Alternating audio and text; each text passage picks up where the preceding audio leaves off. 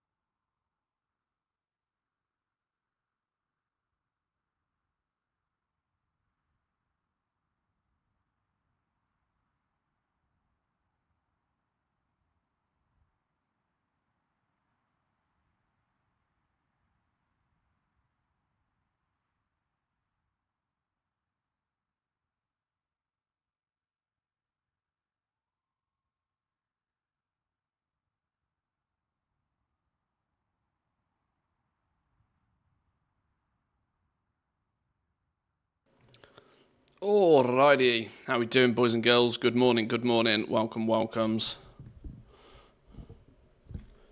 It's Tuesday. Is it Tuesday? It's Tuesday.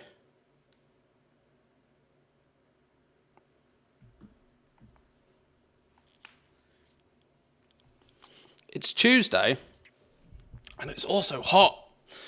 It's also hot. I don't know why it's so hot in my studio. I think I must have left all of my computers on or something last night. It's hot in here. Drinking hot coffee probably doesn't help either, but although they do say a hot drink is meant to cool you down, I've never understood the logic in that. Doesn't make any sense to me. I'm a scientific kind of guy, and that is dumb talk. Give me a cold beer any day. Just maybe not at 11 a.m. Even I have limits. Okay, let's turn some tunes down a little bit. It's weird at the moment. I have very little plans other than I want to get today's secret done. And we'll have a little bit of a look at the secret. And it's kind of half toon leveling season-ish, kind of maybe. I'm tempted to get these last 3 to 70. Simply just because it annoys me every time I log in to see them not being level 70. Secondly, it's, with the Dream Surges, we can get them some 402 gear at the very least. Meaning that if I do want to do anything with them, intend to, then at least they're not way behind. Let's take a little bit of a look at where we left this dude yesterday. I kind of almost want to start off with a touch of an apology. Now, I don't know how many will see this because I haven't really let many people flow in, but yesterday's stream, or at least the end of yesterday's stream, was a hella negative. Aggressively negative, and that's not necessarily me. I think the reality is I was really hoping for more from patch 10.2, and that is a big number. I was really hoping for more from patch 10.2, and I was very disheartened to see just absolutely nothing coming, from a Goblin perspective. And it definitely got to me, and it shouldn't have done. It really shouldn't have got to me. So we are going to keep things a little bit more positive today. I'm going to avoid obvious rant bait topics such as work orders, such as we're going to avoid things like that, and we're going to focus on just some of the more fun stuff to do for sure. So if Ranthius does come out, feel free to slap him and squish him back down again, because he doesn't need to be as prominent as he has been recently. Talking about myself in third person is also odd. Only a streamer can get away with that without getting put in a loony bin. Right. We should have a new secret, though. I'm not messing about today. We're getting straight on it. We're going to jump straight into Secretville. Keep Ranthius in his cage. Yeah, clearly needs to be. They are always listening. Is this Alexa? Remember my contact, Fangly Hoot? Seems she has another theory about the ones behind these artifact thefts. I'm a bit wary after my last trip went nowhere, but we can't turn down a lead. Journalistic integrity demands we at least hear it out. There's a sense of irony, Blizzard writing quests about journalistic integrity, but sure. You'll find her by the barbershop. Let's go have a word. Have words. We should be three short of the whodunit achievement. So today, tomorrow, Thursday. 3 days, including today. 3 days and we can get stuff on. Is there, out of curiosity, that's the Fire Elemental Storm. Oh, Fire Elemental Storm. I need that. So, I've been slowly focusing more so on just chipping away at some of the stuff that we've clearly been missing. One of the ones is the fire, all of the storm quests and achievements. And considering I am a Dawn crafter, and considering the only recipe I do not own is the Elemental Lariat, I really should be doing these storms and giving myself as many opportunities to get this thing to drop as possible. Especially considering at the moment the storms are not too catastrophically annoying because there's other people willing to kill the rares and stuff as well. So taking advantage of the time is the key here for me. I don't know how long. There's only half an hour left on this storm, so we should get one rare spawn at the very least, or one cycle of rare spawns. I know they increased the time in which they spawn, but we can pew a few things around here. Maybe even put a group together, and I can finish off. I'm at 77 out of 200. Maybe can we find a group? Hang on, let me get somewhere safe before I start doing this.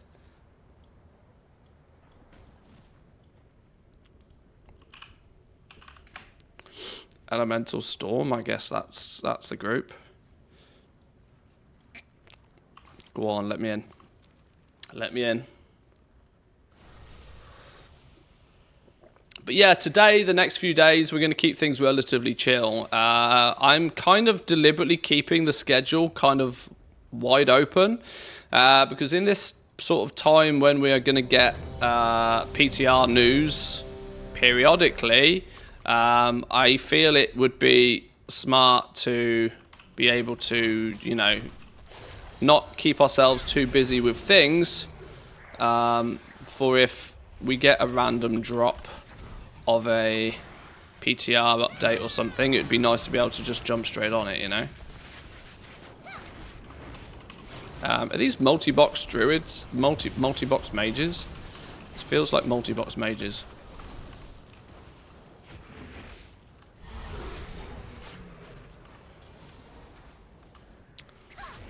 I would suspect from this point on we should see an update to the PTR weekly. I can't see why we wouldn't. They've been pretty religious previously with their updates on this sort of stuff. What do you mean, don't?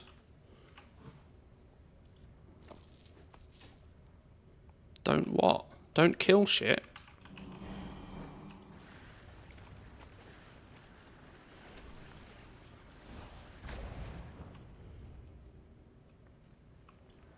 What are you pet doing?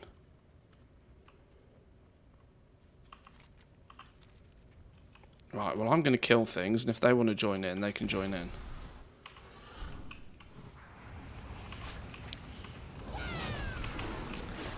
Yeah, keeping this schedule open might also lead to me accidentally playing Factorio.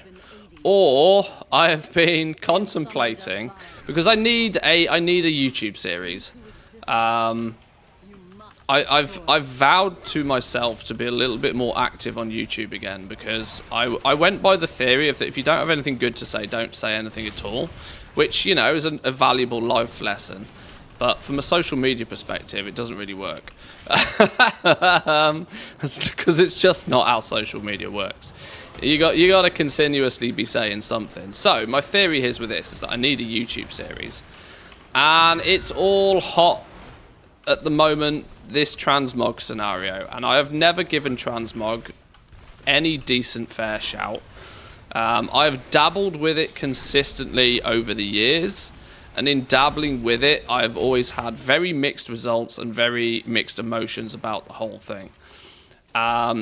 More annoyingly to me than anything else is just how much people use transmog as a way to clickbait views on YouTube. So I want to do some sort of series that both is, you know, a periodical thing for the YouTube channel, but also factually and informative and not bullshit. That's really the aim here. I paid for your spreadsheet and got 0 value from it. Okay. In what way? Welcome in, by the way. Welcome in, by the way.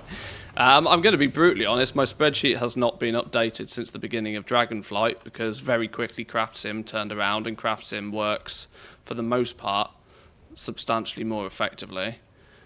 I'm certainly not trying to hide that fact that the spreadsheet is nowhere near as useful as the intentions that went into it were. This dude is just randomly sheeping things. I wonder if he's trying to, I wonder if this dude is out here specifically farming for something. It's difficult to tell. Oh, well we've got a rare spawning at least. Let's go get the rare. But yeah, I want to do something transmoggy-esque, and I need to figure out exactly how to science it so that it provides data that I think is at least useful. And I want to put my twist on it, because a lot of the shit I see on YouTube regarding transmog probably paints it in a worse light than it probably deserves. So, I mean, for me to science it is probably going to be a somewhat time-consuming thing, and we're going to have to make sure that we at least give certain aspects a chance. Such as, for example, it makes a lot of sense to me to do, like, you know, maybe start in vanilla where a lot of people focus on the dungeons. Start in vanilla, make sure that we run at least each dungeon a reasonable amount of times, try and clarify. I mean, I know people have done similar things to this in terms of, like, I know Want to Buy Gold back in the day put together like a really big spreadsheet on each of the dungeons, doing a bunch of different runs and trying to assess the value that came from them. What I'm trying to do is switch this more from a value proposition and just a efficiency perspective. The past should remain in the past. I'm not so concerned or interested particularly about which dungeons have the best gold per hour in them per se, but I'd be more interested in finding out which dungeons really stand on their own in terms of potential. Like, potential hunting is more valuable for me. Other people going to come and kill Char. Everybody does Char last because he's always in the cave.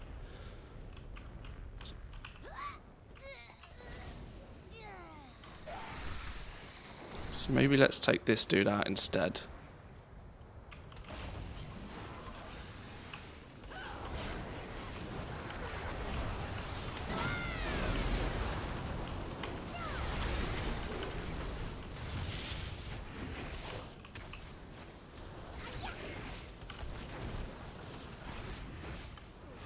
Yeah, I'd more want to talk about not the potential gold that could be made from each dungeon, but, you know, which dungeons, for example, have the best potential to you. But I need to somehow figure out how to quantify potential without using a gold number. Because obviously gold numbers change. The value, you know, the value of running a dungeon for specifically transmog changes, you know, like the wind, especially considering transmog is still a server specific commodity. So hence why I feel that utilizing a gold per hour value for a dungeon doesn't particularly work as intended.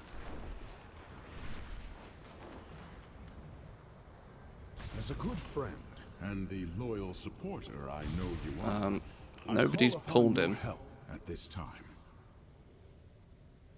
Are we just going? Screw it, we go in. My pet can tank. I would be honored to have your continued support in our efforts to secure the Citadel.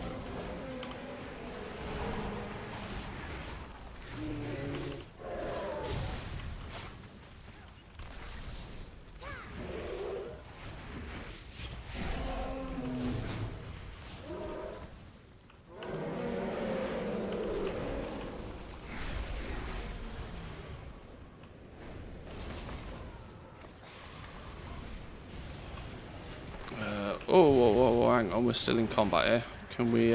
Can we chill with that, please? Let's, are we going to go do Char now? It looks like we're going to go do Char. This is the last one that's alive.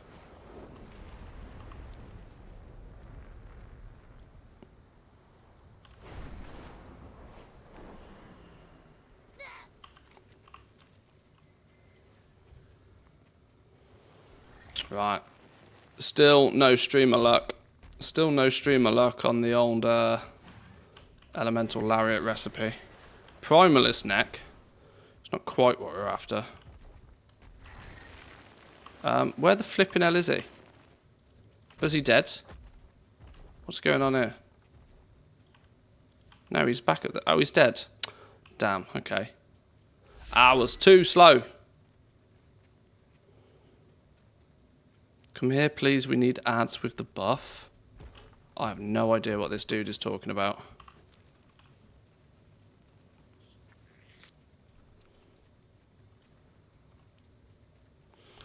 Oh, Dream Surge Learnings is up at the moment in this zone. 50% extra experience. Is that maybe what these two are doing? No, these two are level 70 anyway.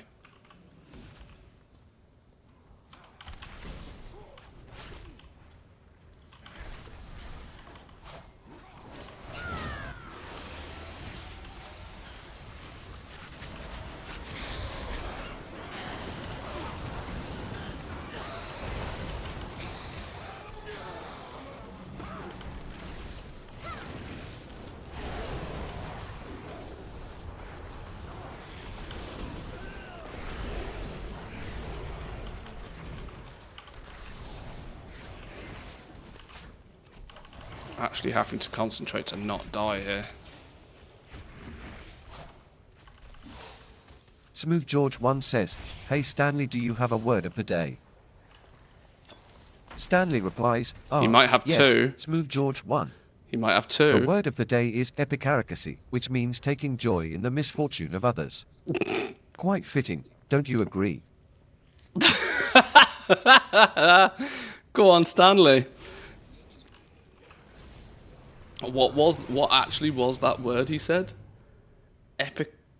This was the word he said, by the way.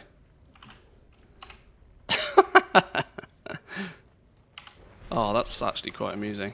Harkan's up. Gotta kill this dude. I don't know why we gotta kill this dude, but we gotta kill this dude.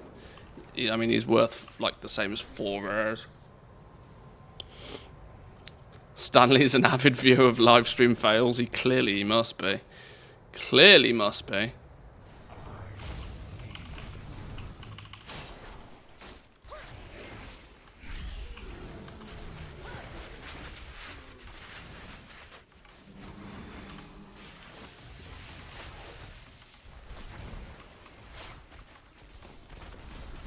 I like Stanley. Yeah, Stanley's got his head screwed on.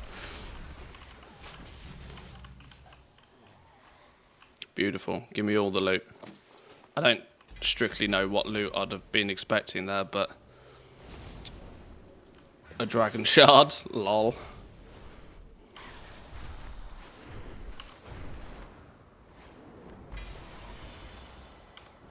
I don't need any more Dream Surge Coalescence, but if it's there, it's free. I'll take it.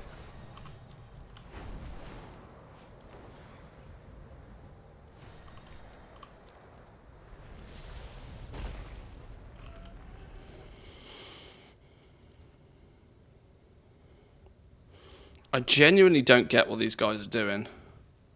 Now, I could just ask, but that's somewhat boring.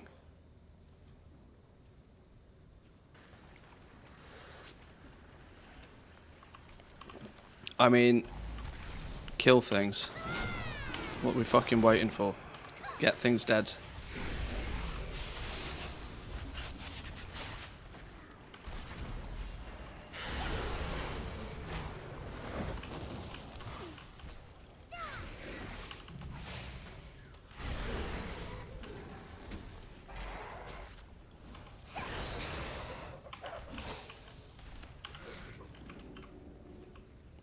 Do we think we're going to see a run on what they call resonant crystals again this patch? It seems plausible, doesn't it? Based on that it doesn't appear as if they're going to be adding new enchanting materials in any way, shape or form. So it's... what there isn't is obviously something to stonks the price of it too much, but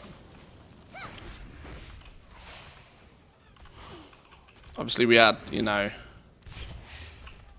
we've had certain mechanics previously that artificially push the price, and you end up just selling it back to the, you know, sell it to the speculators closer to a patch.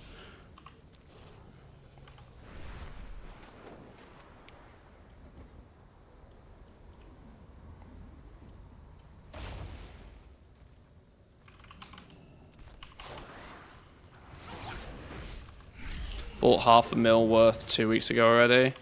Yeah, I was the reason I thought is because obviously getting a whole bunch of these Primalist cloth stuff right now. Under normal circumstances, I just vendor all of that shit. But if I can send them all to, if I can get them disenchanted, it's more useful. Especially with such a high item level jump, people will be replacing gear pretty consistently. Well, this is also a thing. I wonder how this is going to play out. Like, I wonder how this big item level jump is going to play out, because there's logical reason to why they normally don't, right? The item level is usually kept to, what is it, 26 item levels, patch on patch, usually. And I feel that this is mostly because... that's not the right dude. Mostly because if you jack up the item level values by too much, it massively undermines any desire to level in the patch previous. Now, we usually only see item level jumps like this at the beginning of an expansion when everything is brand new and fresh.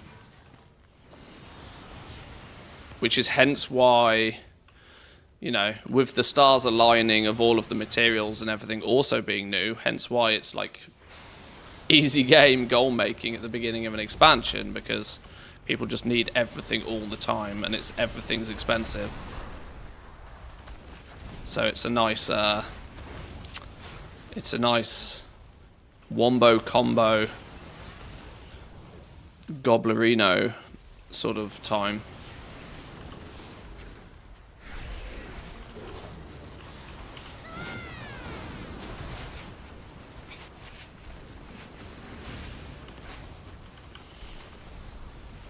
If they have such a monstrous item level jump in patch 10.2, I mean, what is it? Something like 447 is going to be the equivalent of LFR gear in next patch, which, when you say it like that, is like, considering how few people actually have full 447 gear.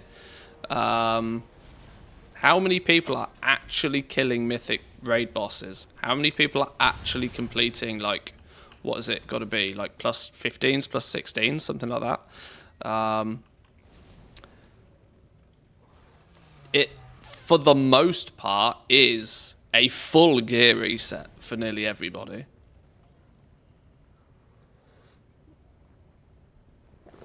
I think the jump is 36 item levels this patch, this coming patch. It might even be more. It might be 39. It's a really big number, substantially bigger than it usually is, which has got a few people up in arms.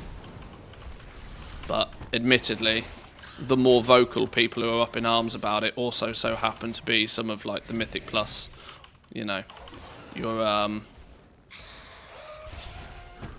World First Raiders. So it's odd how the opinion of World First Raiders is often discredited as a valuable opinion because they're so far out, you know, they're so far attached from what average Joe is doing. It's the whole, you know, if it comes across often, and this is no disrespect to any of those top guys. They're clearly very, very, very good at the game. But it comes off as the billionaire telling you to not drink, you know, to put the Starbucks down sort of thing. It's like, you just, you play a different game. While it's the same game, you play a completely different game.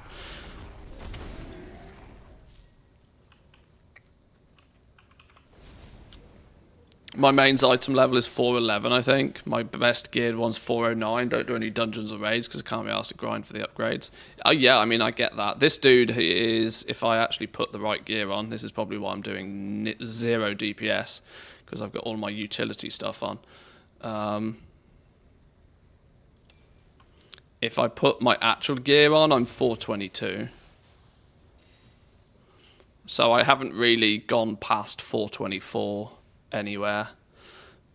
Going past 424 starts requiring, what are they, the more rarer, they start requiring substantial amounts of, I can't remember, the higher level crests, so I just don't bother.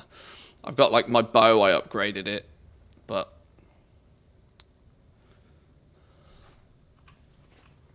$424 is about the casual item level cap, I think.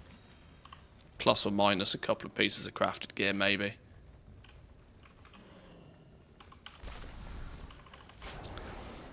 So making 447 LFR is like in the next patch.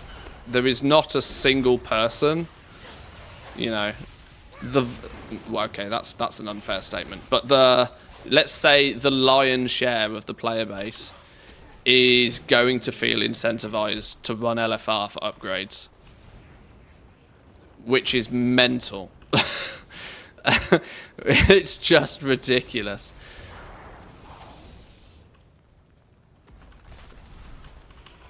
Even the 5 weeks of time walking for heroic gear won't be worth doing. No, that still will put you sub. Even if you choose to do that, you will still go into 10.2 being sub item level for even LFR gear. This is why it's got a few people's, you know, knickers in a twist, because it's instant. Like the design choice to push the item level so far is just basically said, okay, whatever you're doing in 10.1 right now just doesn't matter. Just don't bother. Don't waste your gold. Don't put any effort in. There's absolutely no point doing anything until 10.2 launches now. Unless you take that, you know, super duper mega elite mindset of, well, every item level I get now is one less item level I need to get next batch, and you'll do 10 times the effort now to, you know, for 1% of the results. Sure, maybe if you have that mindset though, you've probably got full 447 mythic gear anyway, so whatever, chill out, relax.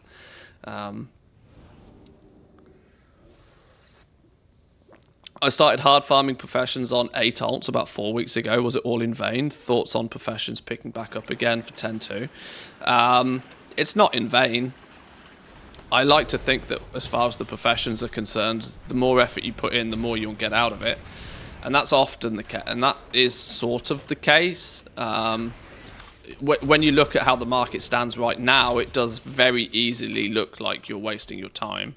But the meta for goal making for quite some time now has been, if you are playing catch up with what's already out there, you're just going to be behind for that patch. The concept and the meta for goal making is make sure that you are prepared and ready for what's coming in the new patch, so that the very second it turns up, you can take advantage of it and you can squeeze it for everything that it's got until there's nothing left. Because people who play catch up are left fighting for the scraps, right? They're getting the table scraps of the gold that are left from the people that have actually put some time and thought into it beforehand. So getting your professions up to speed now might be a bit disheartening, yet we still don't fully know what's properly coming in patch 10.2. There is almost always something that you can take advantage of by having done some preparation, whether that be leveling up more alts, whether that be leveling your professions up, whether it be keeping up with your profession knowledge points, whatever the case may be.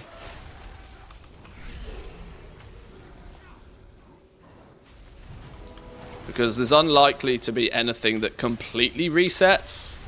So at the bare minimum, what you should be looking to do with your professions, if you're looking at sort of assigning knowledge points and stuff like that, you want to be 100% focusing on utility knowledge points.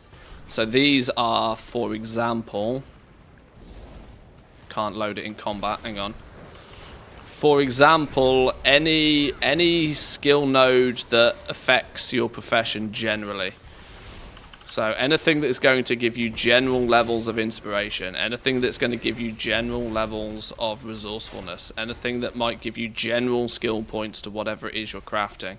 Specialized skill points are probably not worth investing in right now unless you really know that you can take advantage of it straight away. So jewel crafting, for an example, I would be focusing points in Jeweler's Toolset Mastery, because this just gives you flat skill, more good. More inspiration, more good.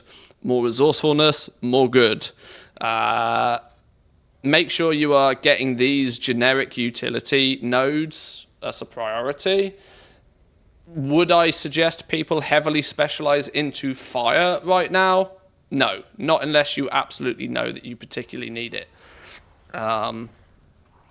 They come secondary. So you can be smart about it. But there's also been, I would also point out, and I've got a video coming out later today that doesn't totally address this topic of conversation, but it is relevant. There are players out there that have had more than enough opportunity now to fully spec out their profession trees, and to have had that be the case for a while, ultimately diminishing the value of having full spec trees, because most of the stuff that it really affects is region-wide stuff anyway. Oh dear, hang on. Let me focus on not dying. I'm dead. So I know that's kind of counteractive to what I've just said, but don't get too caught up in the illusion that if you have full spec trees, you all of a sudden start printing gold. That's really not the case. It just is one of those things. It's a tick mark on your sheet to make sure that you're optimal.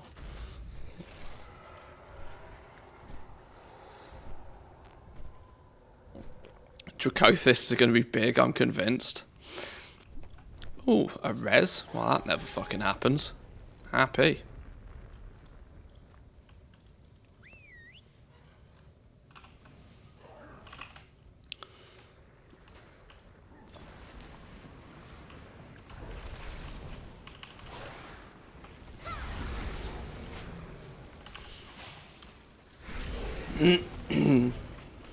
There's the thing that's always interested me and kept me interested about goal making is there's no such thing as a free meal.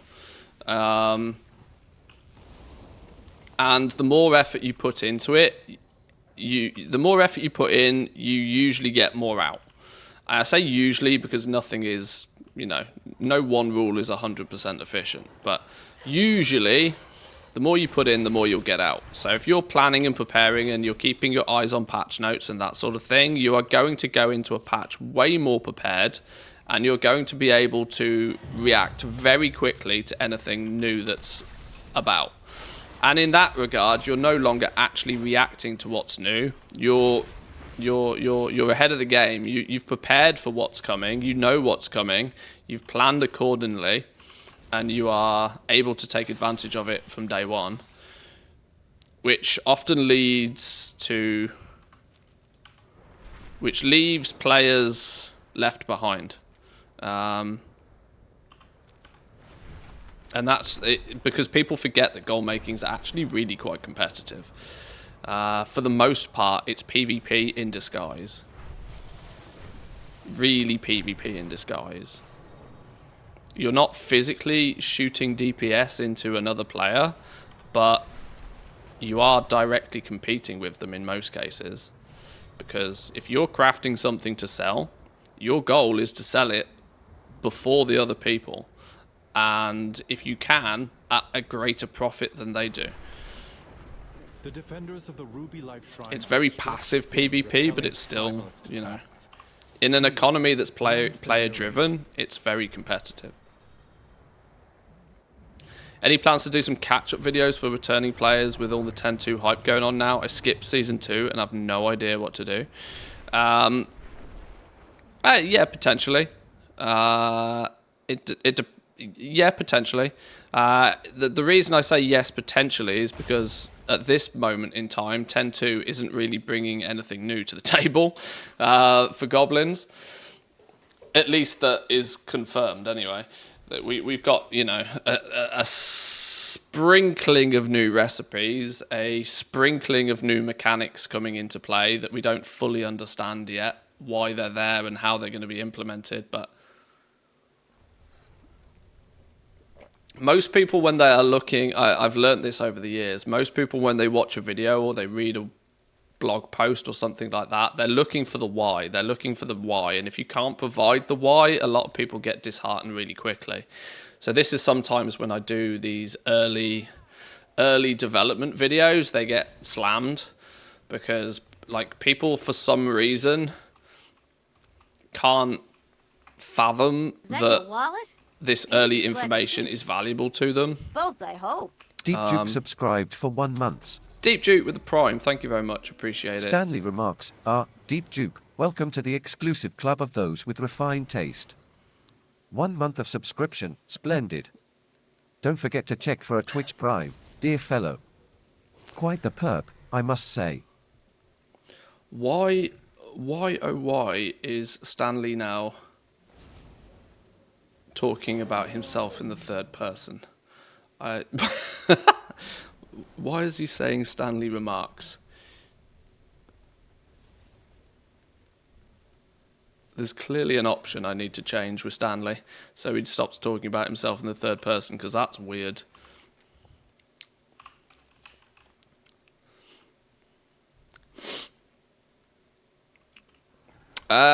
Before we went and did Storm stuff, we were looking at... What was I doing? I was looking at the secrets, wasn't I? I want to explore today's secret. And I need to somehow cool this studio down, because it's hot.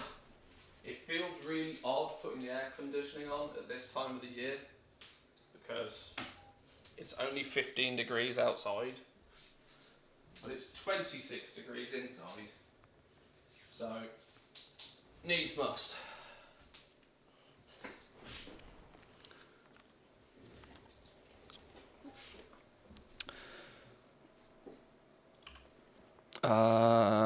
Right, let's clear some inventory out very quickly. 20 minutes of farming has caused an ungodly amount of trash in my bags. Many lucky doos come you like.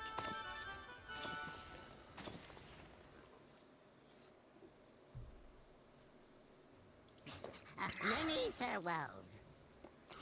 Right, what else have we got in here that we can just trash? What's this? A 372. See you later. Fluorescent fluids. Don't care about those. 379. 402 cloth. We should probably put these in some sort of order. Random ass collected.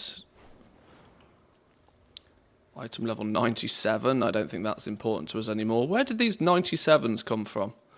Why are these in my bags? Oh, from Karazhan. Of course, we did a quick sweep through Karazhan, didn't we, for one of the secrets. That one's completed. These have all been completed. Soulbound.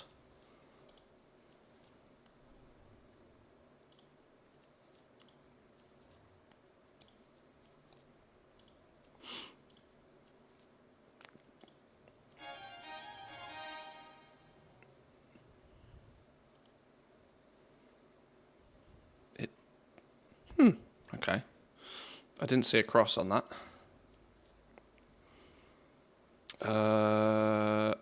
Gladiator chain gauntlets. Oh, I might need to actually open that one.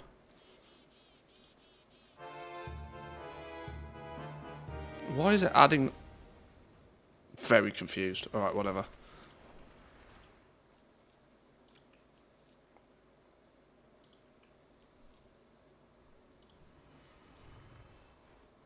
Oh, this is the stupid ring that apparently has got 100,000 region-wide market value. It clearly doesn't. Here you go. Here's a TikTok clip. Millionaire Goblin vendors 112,000 gold ring. You ready? Boom.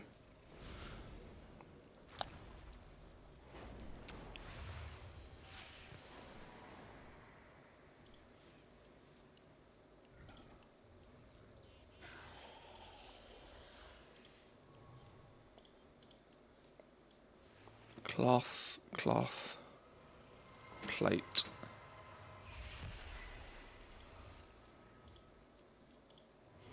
What are these? Singed pages.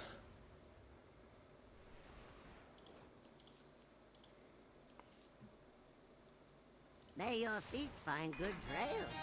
Haha. That was actually...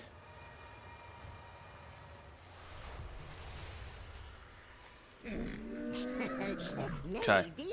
Slightly cleaner. Like you. Albeit not by much, but slightly cleaner. What's this thing? Darajin trophy mask? I have no idea what this is. See you later. Right. Let's do today's secret then. Let's figure out what the hell's going on with today's secret. Did I pick up the quest for it? Okay, I clearly have. I can't remember what we were doing. Have a good one. Oh dear, I hope there was not something important. Was it this one? Book of Karazhan? Oh no, I feel as if we've done this. Was found and given... Yeah, we've done this. Oh, we had to go talk to the owly lady, didn't we? Down here somewhere.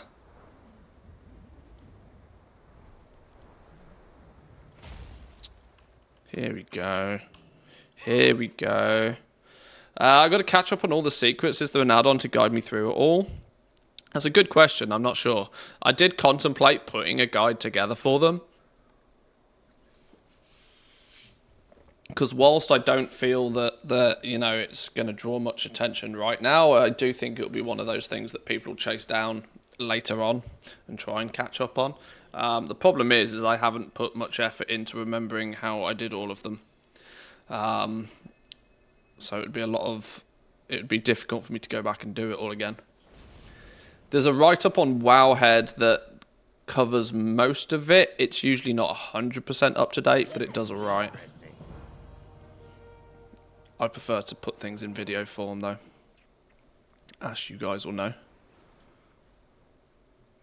Oh shit, what was I meant to be doing? I entirely did not read that. Some interesting locals to check out for completely normal reasons. The Valdrakken Fountain is such a pretty spot to visit if you leave the seat of the aspects.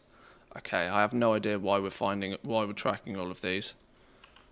Are we to assume that we zero here? Let's zero here. Valdrakken Fountain.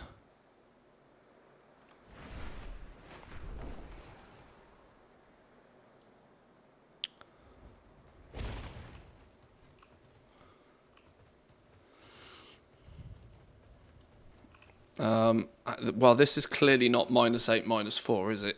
Where were we meant to zero this thing out?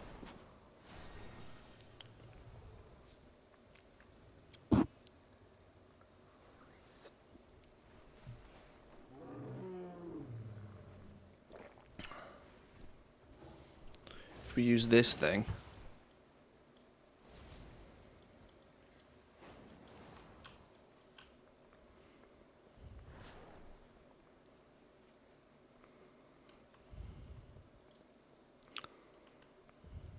Okay, there's clearly something in here.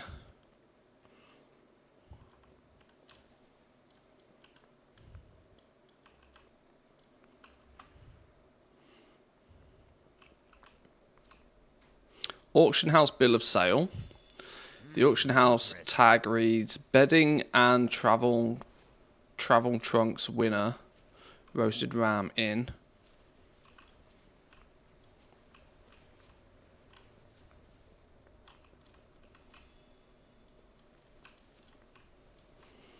I'm going to end up doing all of this completely in the wrong order, and it's going to completely throw me.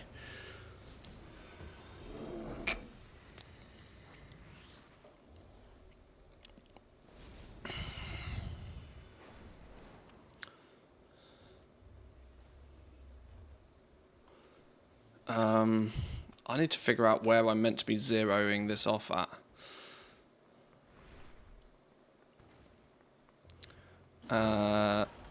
It's such a pretty spot to visit as you leave the seat of the aspects. So maybe this is the zero spot.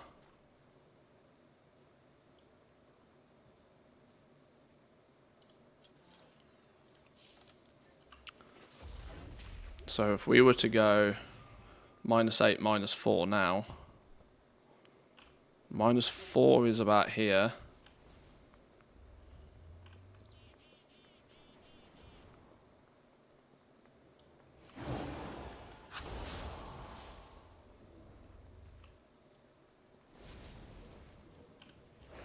That's -8.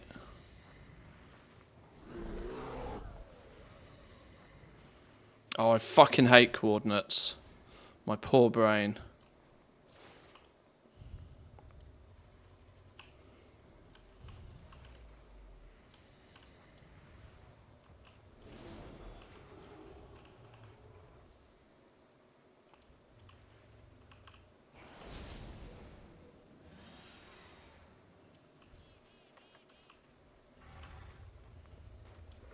This is just -8, -8.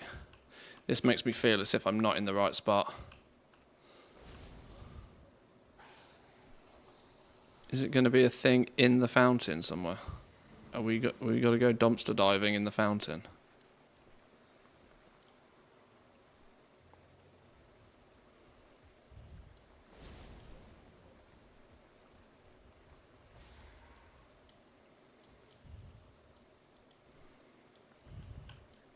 Well, thing's pointing straight at the middle of the fountain.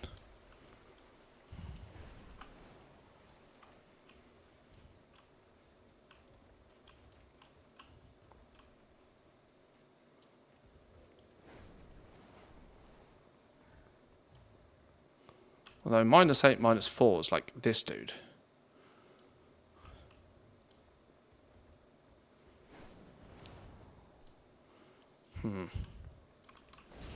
confused.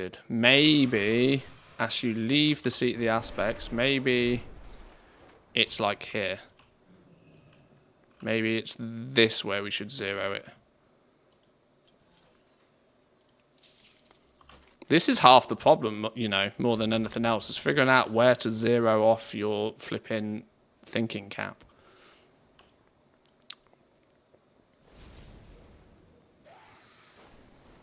Otherwise, you've got no clue what's going on.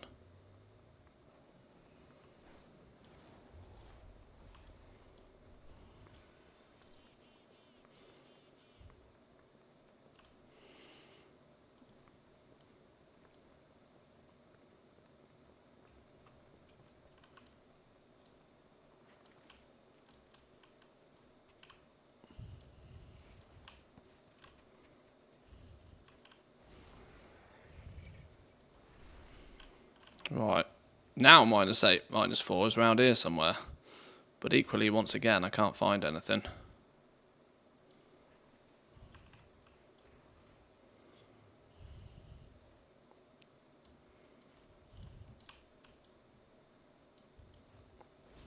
What an absolute wild goose chase. Okay, where's that where's that flipping Wowhead guide? Where's me Wowhead guide? Where's it gone? That one. Where's me Wowhead guide?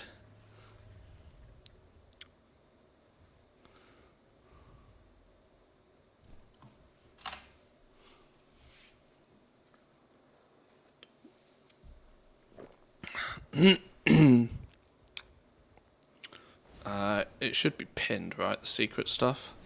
Clearly not. Great. Of all the things they could do with pinning right now, but then haven't. Is this the one? Under suspicion, is this what we're doing?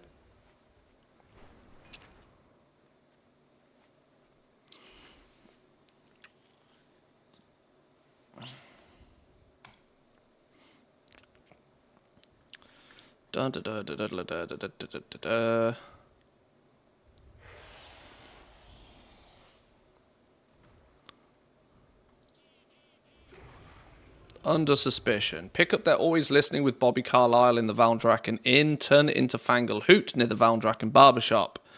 To get one of the clues for today, the great places to visit in Valdrakken. First, go to the auction house and as you enter it on a stack of boxes on the left. Loot the auction house bill of sale. Next, head to the Transmogrifier and Void Storage area near the Emerald Enclave and loot the Void Storage receipt.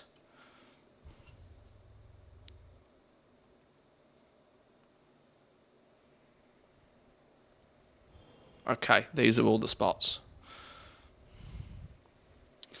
We've done the bill of sale.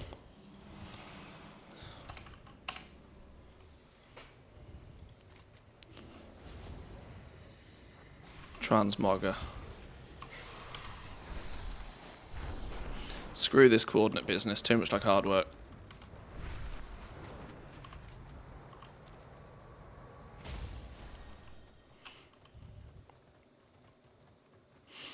No surprises, I had no idea where the transmogger was.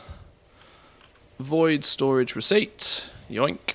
Note reads, blah, blah, blah, blah, blah. Innkeeper roasted ram. Books and personal items removed from void storage. Hold for pickup. Garden supply receipt.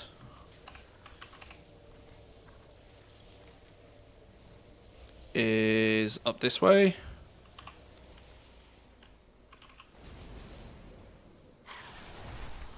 Using the Wowhead guides does feel a little bit like cheating, to be honest, but that's kind of, you could say the same with any guide on the internet.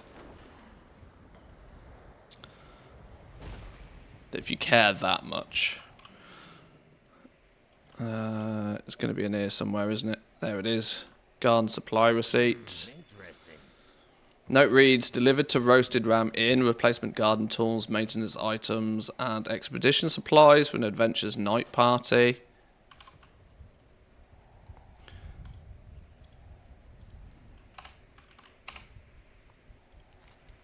Researcher's note.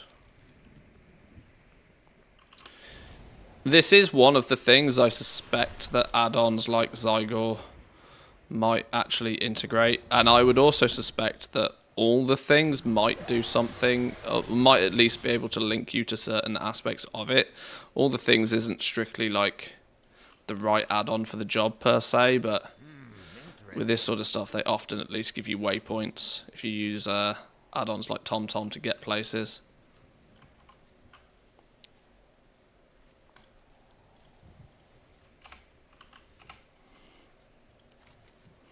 Hastily scrawled note. Where's that one? Down in the Artisans Market. We know that place well.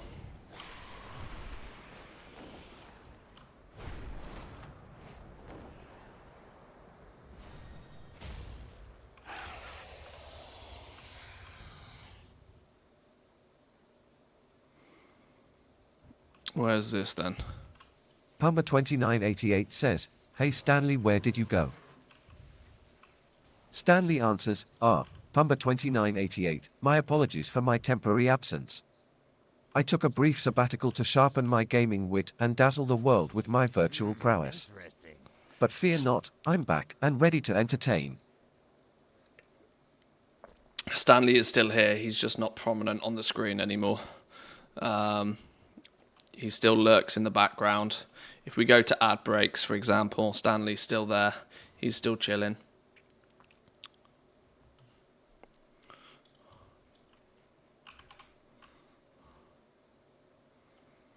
Finally head to the Roasted Ram Inn and bow before the odd statue to get access to the Dragon's Hoard, the secret bar.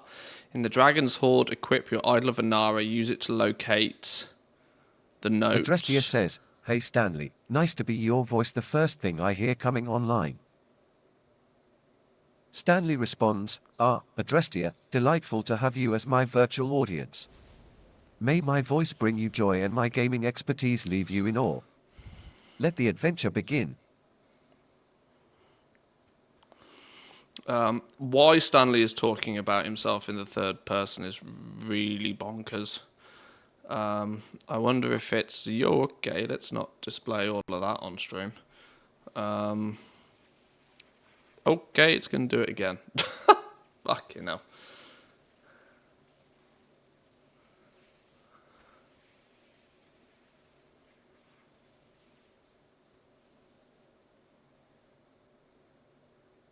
Yeah, I don't know.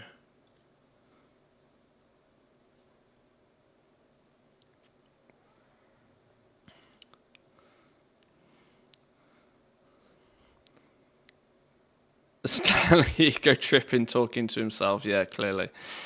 Clearly.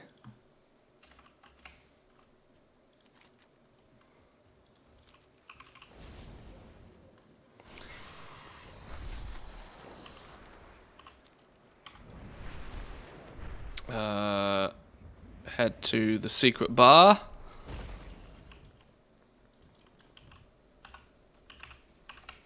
Open sesame.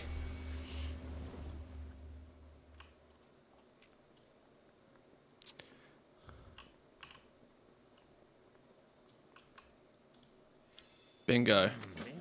Complete your notes on the caches for Fanglehoot in Valdrakken. Report your findings to Fanglehoot near the barbershop in Valdrakken. Let's go. Let's go gadget. Remarkably quiet in the secret bar.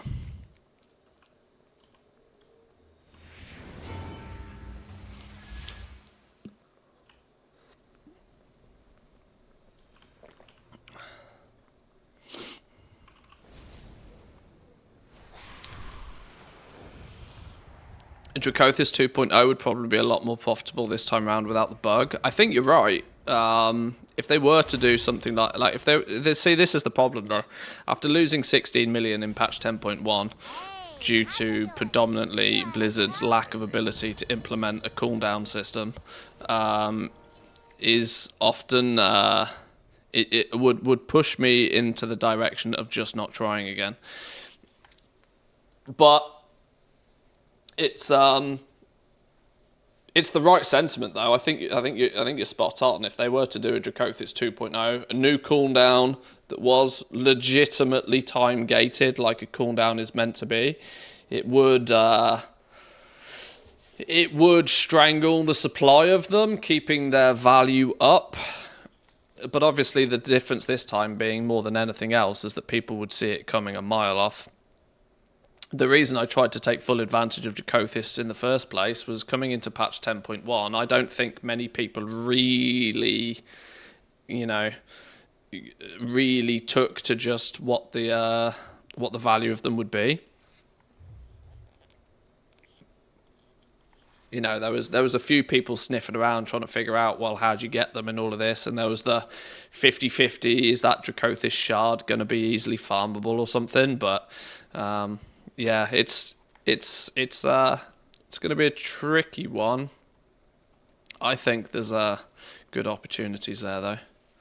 I really do. Right. Okay, today's secret is done. We can't have too many more secrets to do, surely. There's 2 more, I think. 2 more to do. I could very much do with there being a snowstorm over here. Maybe not yet. There's only... there is a bunch of quests I should probably finish off. My quest log is unnecessarily long right now. And I'm thinking that getting rid of some of them might be useful. There are silly things that I've just never got round to doing. The stupid Bane quest line, for example, is something I really should have done, like a long-ass time ago, and I just didn't.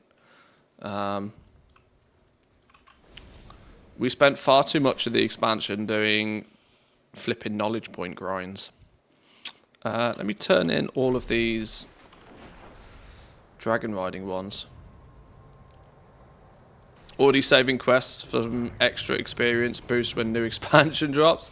Not intentionally, no. That's not the plan.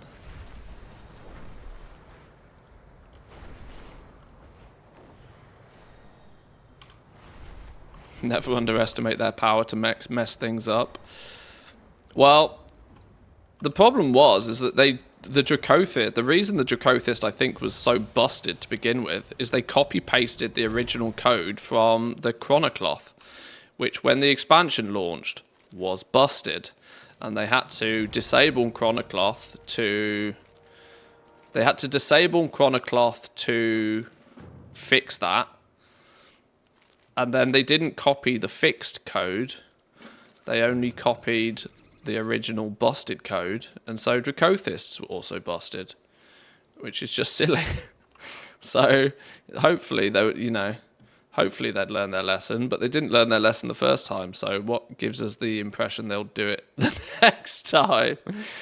So, who knows?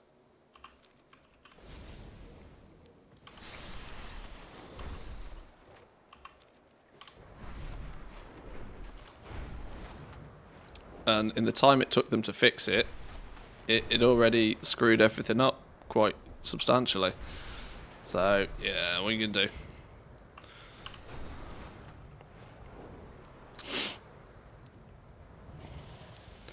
do? The saving grace for me is, while I am clearly annoyed that I lost 16 million gold chancing on Dracothis, I still go in with the mindset of that my understanding of the system was correct. And if it wasn't predominantly for an aggressive, exploitable bug,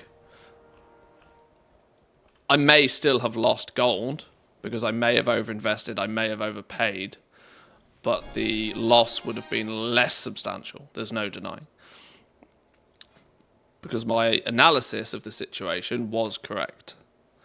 It just, didn't work in my favour, because instead of there being a limited supply of Dracothists, there was borderline an unlimited amount of Dracothists.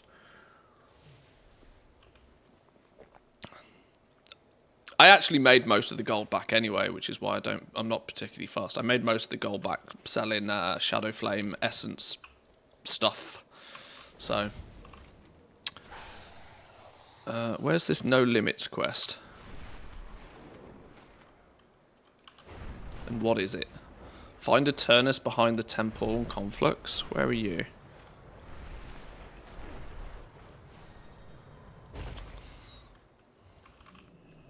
What are you then? There is only one true timeline. You Eternus, I am honored you accepted our invitation. Honored.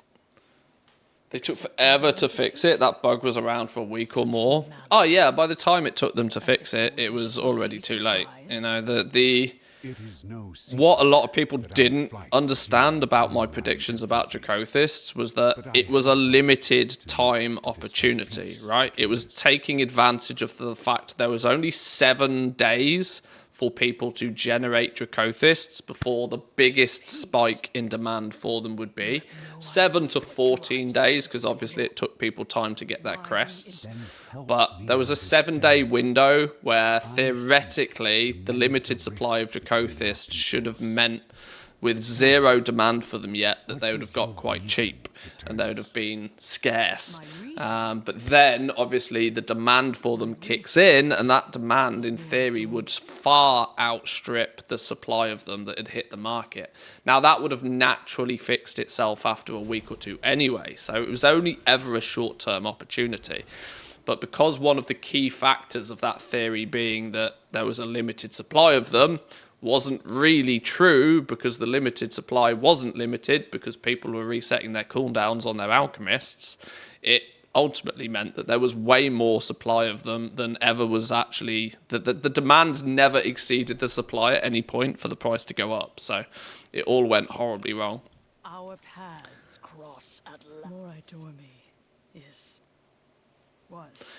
All the signs pointed towards the market being like Progenitor Essentia. Yeah, exactly. This was the logic, that the people didn't really know what the item was. People didn't, you know, if you look at the comparisons, people didn't really know what Dracothis was because it was brand new in the patch.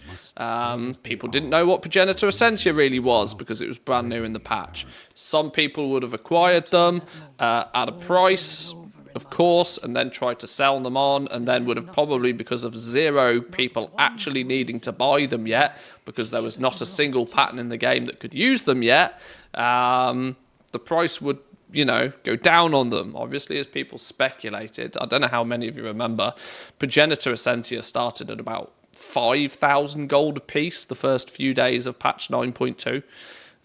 Slowly rose to about 25k a piece by the time more and more people figured out what the hell they were and started buying them up.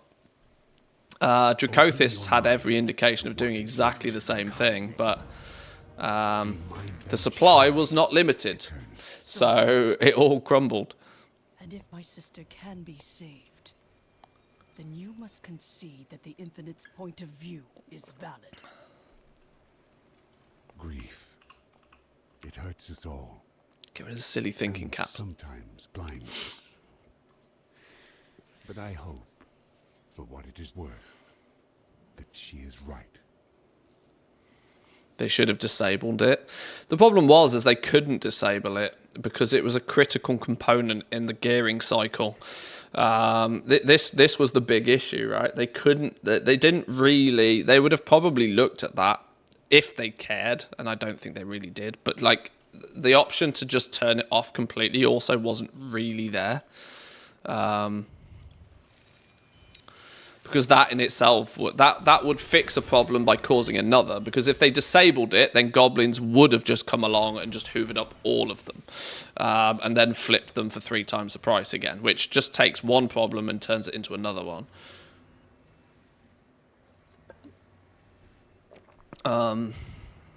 What in the world are we doing here? Time is set in sand, not stone.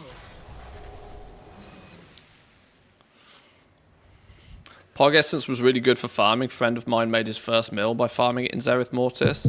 It was also it was a really weird time because it was 9.2. It was towards the end of the expansion. And usually at the end of the expansion, people are bored and have got nothing to do, right? And so going out and farming seems like a sensible thing. Generate yourself a bit of gold, get prepared for the next expansion, whatever. And like there was a handful of predominantly content creators, myself included, who were shouting from the rooftops. Like, you could make 30,000 gold an hour. Easy! Right now. And people weren't interested. People couldn't give a damn. People couldn't care less that you could fly around in a small circle in Zereth Mortis and make bank. People didn't... It was really odd how people just didn't care. Yet we now are in a situation where people like are absolutely desperate to make gold. You're limited to like 10, 15,000 gold an hour at best if you really know what you're doing right now. And people are scrabbling around like rats picking up scraps. It's mental. Yet when a true opportunity to just print gold was available, nobody was interested. Really odd. Maybe maybe it's the whole Cry Wolf situation that most people just flat out don't trust all these videos that they see on YouTube because 99% of them are a flat out lie. The one time it's not a flat out lie, nobody pays any interest to it.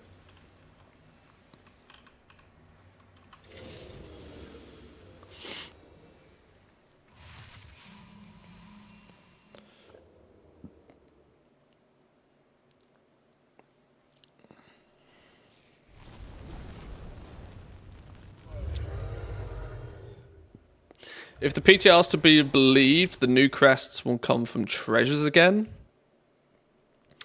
Yeah. Although I would point out the treasures on the new zone are not implemented yet. They're there, but they reward you an old boot. So if somebody's telling you any different, they're probably lying. As the only treasures I've come across in the new zone reward grey items because the reward structure hasn't been implemented. Yet there is some indications that the new crests will be easier to obtain because they've removed the fragments, right? They've removed so they've removed the intermediate aspect of crests. You just get crests now, and you need X amount of crests to do something with. They've removed this convert 15 into a crest business to arguably simplify it. All it realistically does is actually make it just, different enough that people think that it's new. It's pretty simple, but yeah, they are tweaking and adjusting the way that the crests work. Like I said, presumably with the mindset to make it a little bit more easy to understand what's going on. I mean, I said from day one that this new gear upgrade system is not very user-friendly. The irony is I didn't think it was the fragment thing that was particularly complicated, but the Blizz devs have decided that fragments into crests is too complicated for people, so you just farm crests now. Our paths time reversed. I really should pay attention to this quest because it's asking me to do things and I have no idea what I'm doing.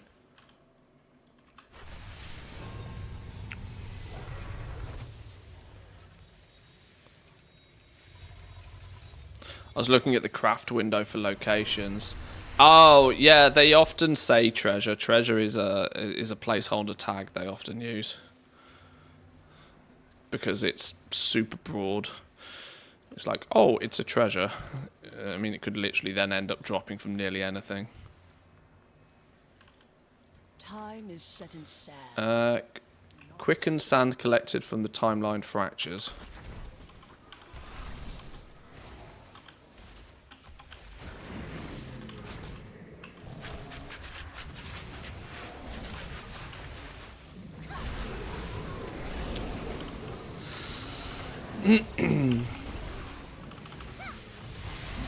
Okay, these things have got more health than I suspected. Pet do pet things, go!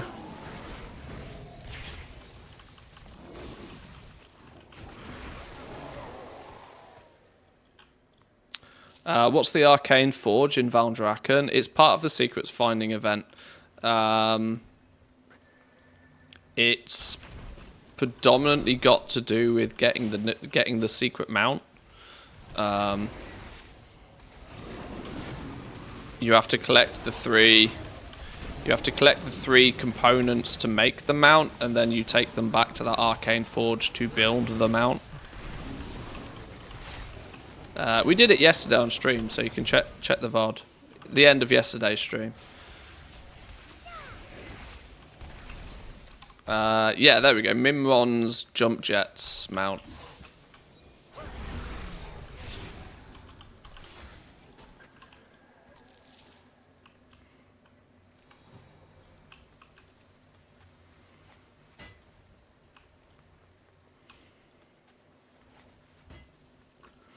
One, 2, 3, and 4. Beautiful. Does that mean it's limited time? This aspect of it, I think it might be, yeah.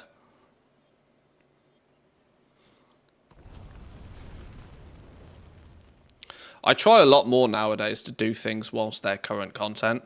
I got into a really bad habit in Shadowlands, which is I've been trying to get away from, where I just left everything, unless it was like, you know, I left nearly everything and I was like, I'll just do it later. And then it became so much worse trying to do it later. So now I try and do things at least when they're somewhat relevant. There is more than one way to solve any problem. Rewind history again, see what Nosdormu has to say. May your possibilities be infinite.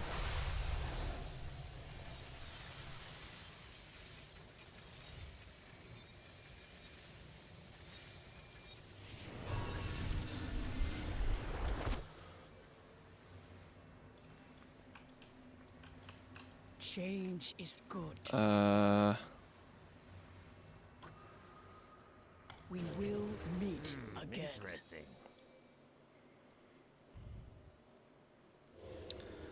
I keep trying to complete current first 2, but then I go back, run BFD 50 times to complete the transmog collection.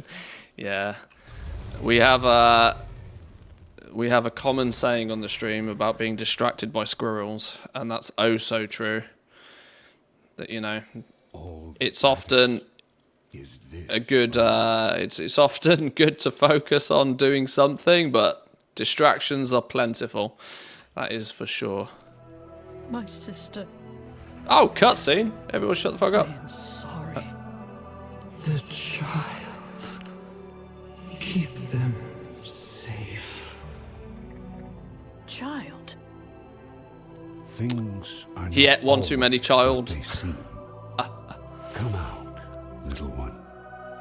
You are safe now. Oh, look at him. He's so Newborn cute. whelp. Born during the confrontation with Vexemia, Morai Dormi knew if she did not distract her, Vexemia would have killed the whelp and destroyed the eggs. She died. My sister chose to die. for our future. She's gone now. Go on, get help. You can make it. You will make it. Let us leave this place. Facial animation models are so terrible. I mean, it's almost Starfield level bad. I mean, that probably wasn't what I was meant to be focusing on with that cutscene there, but, like, it surprises me. We get these really crisp, clean cutscenes occasionally, and then we get something with in-game FM, like, in-game footage, and it's just bad. It's just bad. Spider chewing faces, exactly. Welcome in, Gold Queen. Appreciate the lurk. There is more than one way to solve any problem. Seeing all of time. The technology's out there nowadays. It's not difficult. For a cutscene like that, 10 minutes work for an intern. Run it through flipping that NVIDIA face thing, AI face generating thing. Job done. Ah! Transmog set. The one path must be preserved. Well, I wasn't doing this specifically for the rewards, but the rewards are nice. I'll take them. Newborn whelp and they just let it go be eaten by a bigger dragon. Yeah.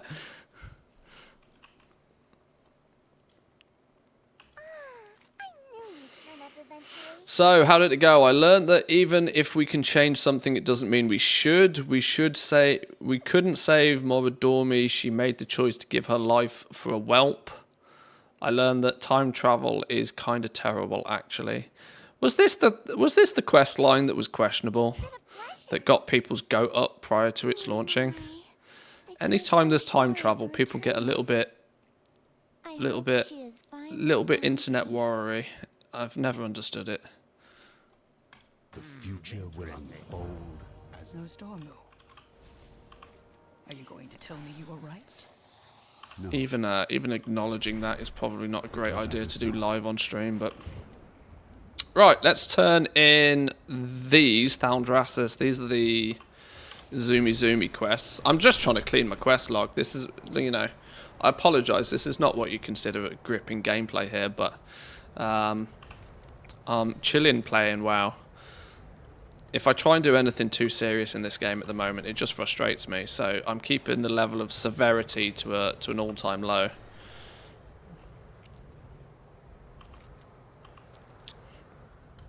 I mean, I almost considered going out transmog farming myself earlier, which should state my should give a real good indication to how I feel about this game at the moment. If you get me transmog farming, you know something's up.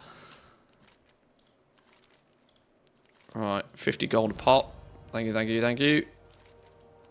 Money's tight. Ignore the challenge ones, because we'll do them next patch. After I've literally just said I try and do stuff when it's current, but... a dislocated disc. What is this? This is a campaign quest. This is probably something to do with prep for 10-2. We'll do that. Was lurking till he gave me a heart attack. Well, the transmo farming. I was well, let's put it this way. I need a YouTube series. I need something that is going to get me invigorated for making YouTube content, because purely reporting on the news clearly isn't going to pay the bills, is it? Considering Goblin news is slim to none at the moment. I need a YouTube series just to kind of get my teeth into, and I've for the longest of time been super dismissive about gold making via transmog, and it's a bit of a hot topic at the moment, considering it's one of the final things that is really left to be a realm specific thing. But I wanted to put the Mantheus twist on it. I wanted to, you know, take it away from the clickbait gold per hour sort of stuff and sort of science it out a little bit more so.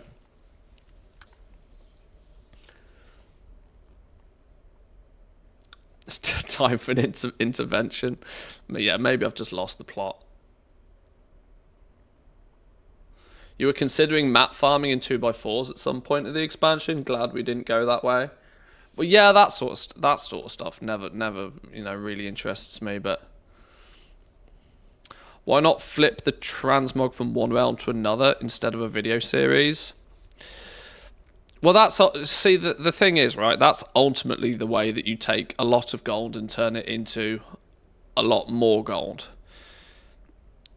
But I don't think that's that's interesting from the perspective of, oh, it's intriguing to see. It's like, you know, it's interesting to see, you know, MTV Cribs was interesting because although you were never going to live in a house like that, it was interesting to see how these celebrities were living.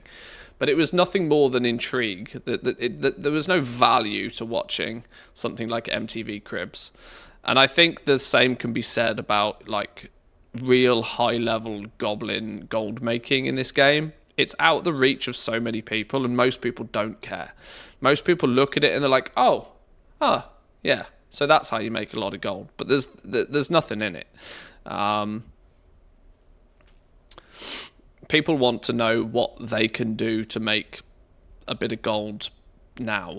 And so many people get told about transmog, and it's something that gets pushed in the faces of people so very frequently, and it's so easy to clickbait the shit out of it on YouTube and be really deceptive and just farm views that way. That's not my point here. Is that's not my intention to do. My intention is actually to go in the exact opposite direction.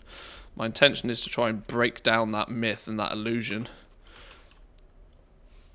but to do it with a little bit of science, you know.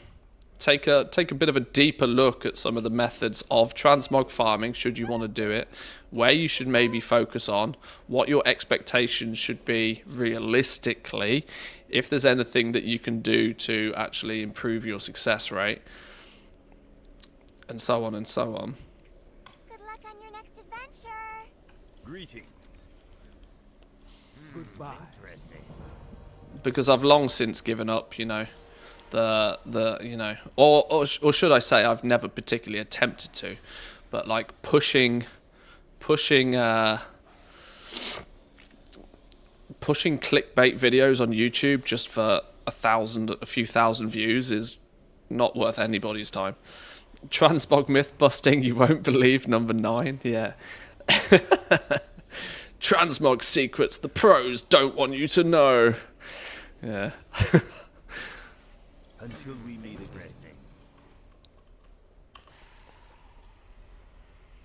again. Did that say go to Brackenhide Hollow, of all places? Okay, sure.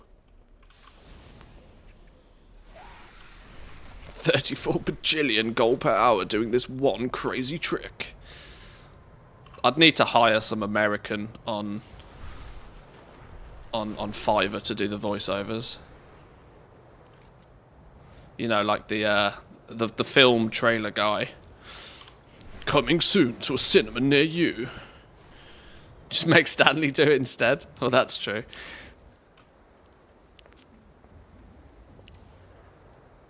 I was very tempted, you know, when I was like figuring out Stanley, when I was trying to work out what he can do and what his capabilities are, I was very tempted, you know, to go full-on sweat mode on Twitch. I almost made a brand new Twitch channel, and I almost wanted to make an entirely AI-based... A few people have done this, right? But, like, I wanted to go a little bit further with it. I wanted to make an entirely AI-based stream that was just done by Stanley.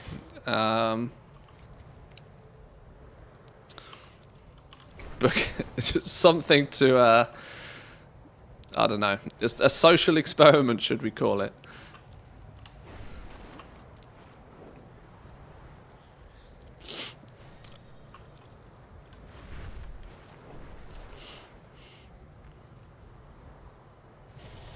Get somebody with a thick accent voice over with the US Texan energy, yeah.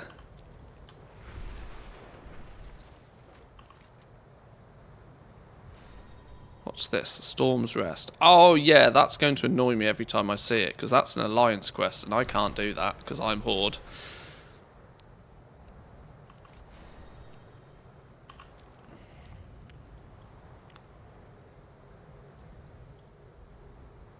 How do we know this stream isn't it? Well, that's true.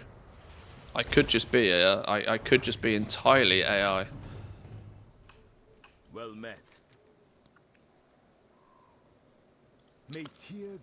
What's the background music? At the moment, it's just a club beats playlist on Spotify I'm using.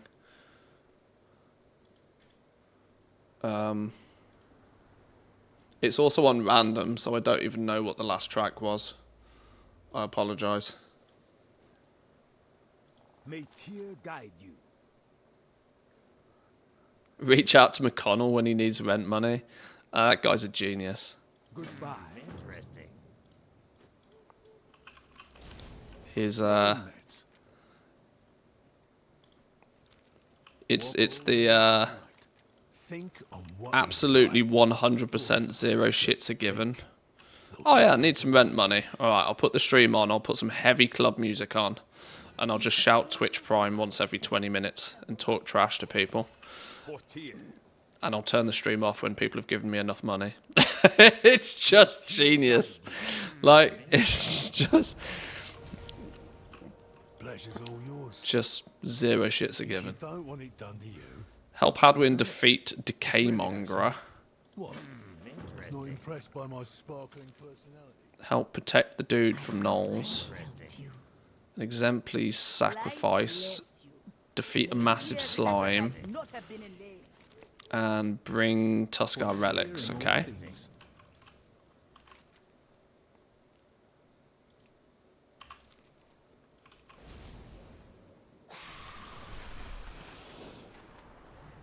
Famous words of Todd Howard, it just works. Well, I think he's got some more famous words at the moment, doesn't he? Like, you might need to upgrade your PC to play this game. I mean, if you... If there's ever a prime example of not reading the room, that was it, wasn't it? Really. After a week where you've gone from releasing the biggest title of the year to players telling you that your game is shit, turning around to your audience and telling people that actually maybe you're just poor, it's really not the best thing to do, is it? Oh, so amusing. How out of touch some of these CEOs are who run these companies. It does boggle the mind.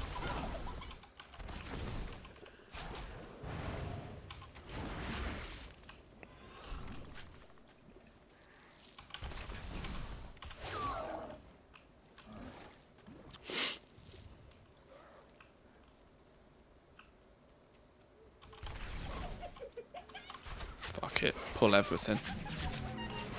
Famous last words. Pet do pet things.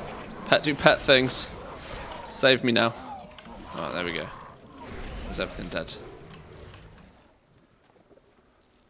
If you're homeless, just buy a house. Yeah, exactly. I mean, what are you doing? If you haven't got a house to live in, buy a house. Dumbass.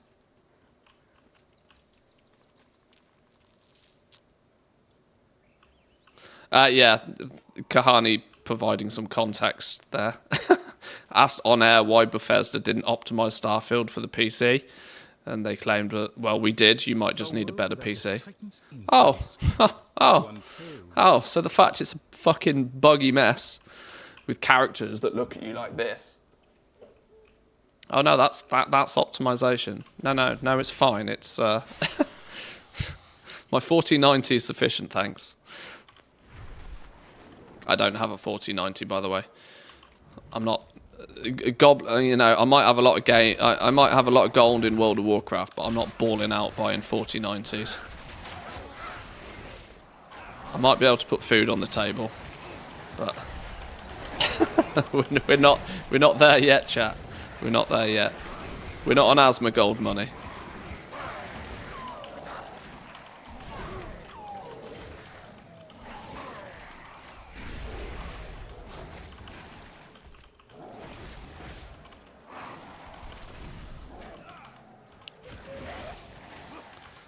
Does Bethesda ever fix their games? They always rely on the mod community. I mean, you could put a lot of companies in that same group realistically at the moment. I mean, you could argue that that's been one of World of Warcraft's core issues for years. That look how many add-ons in World of Warcraft are borderline mandatory in the eyes of many players. Why? Because Blizzard hasn't either fixed something or hasn't decided to implement what many players consider a core feature. I mean, DPS meter's the funniest one to me. When you realise that this game is nearly 20 years old and Blizzard have not implemented a DPS meter, yet there is probably not a single person on the planet that plays this game without a DPS meter, it goes to show that something is, something's wrong there, right? Something doesn't make sense. And the irony is when you look at a lot of stuff, you start to realize why Blizzard haven't implemented a DPS meter themselves as well, because they don't because a DPS meter, all it does is it promotes the best Zinpao practice subscribed of for 20 months. min-maxing, which they're not particularly too Stanley fond remarks, of. bravo, Zinpao. 20 Zinpao, my months man, of thank you very much. subscription, a true testament to your dedication and discerning taste. Your Discerning loyalty is taste. commendable, my dear friend. Thank Remember you very to check much. for a Twitch Prime, gracious gent. He did, 20 months in a row. Chill out, Stanley. Jesus. Thank you, thank you.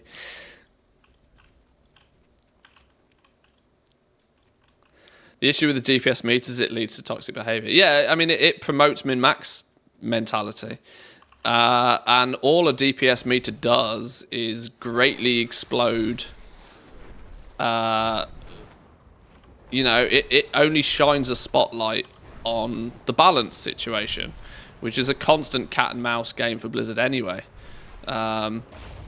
If DPS meters were not feasible, the argument over balance would be a lot more difficult to quantify, because you then wouldn't have so much past data and this sort of stuff.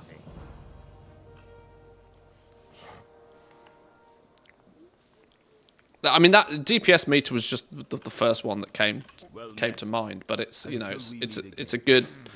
standout indication that, you know, this game is now evolved into a situation where anything over and above, like, super basic levels of play, add-ons become required and or mandatory very, very quickly in this game, which doesn't particularly make a lot of sense. That should be a thing.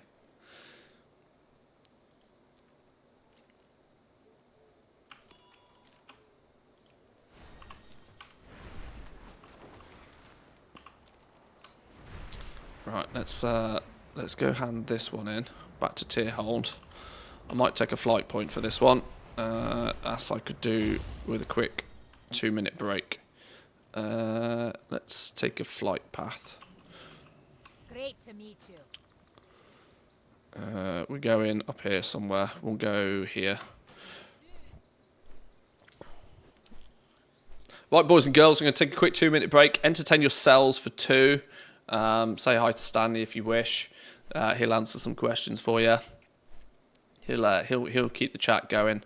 I'll be back in 2.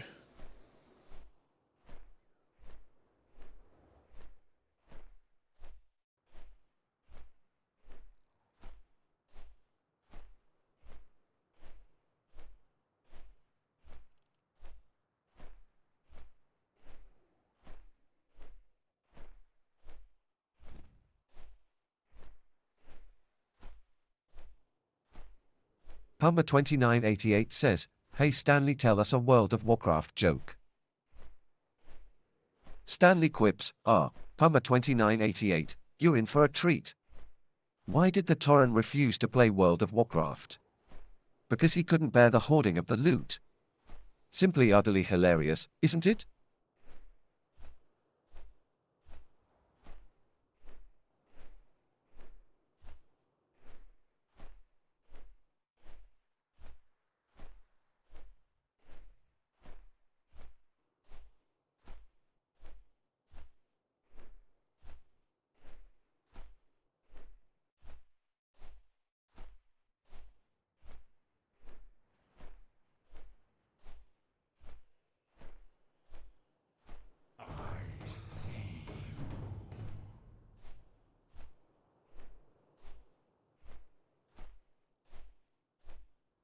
Smooth George 1 says, hey Stanley, tell us a Todd Howard joke.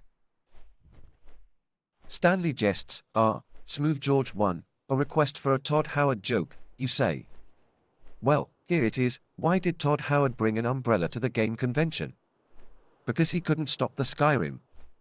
Quite a legendary punchline, wouldn't you agree?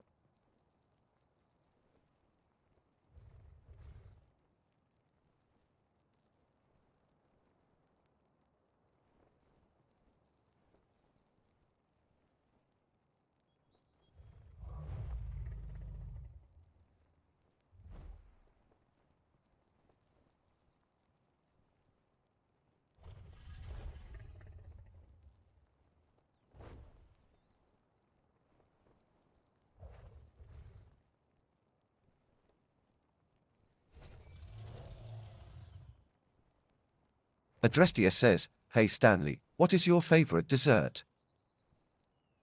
Stanley replies, Adrestia, a question to tease my taste buds, eh? Well, I must confess, my refined palate rather fancies a classic English trifle. It's a splendid delight indeed.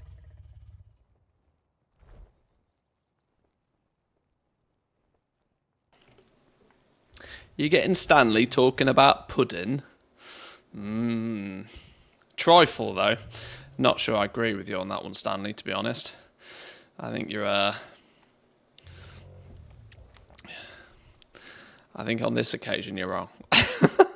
Sort of expecting a recipe. Ice cream's a bit of a banger. What do we got here? Interesting. Right. We were going this way.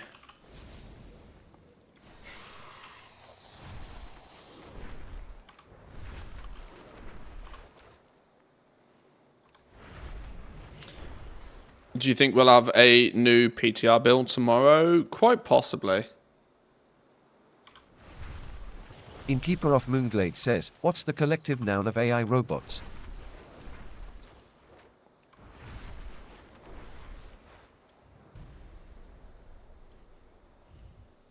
Hello, Stanley?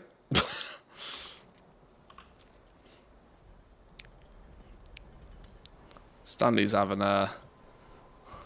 He started, but he will not finish, apparently.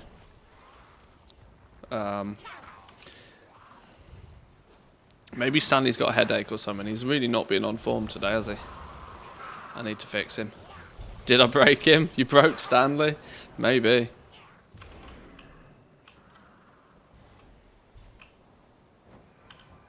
He gave me a response, for reference.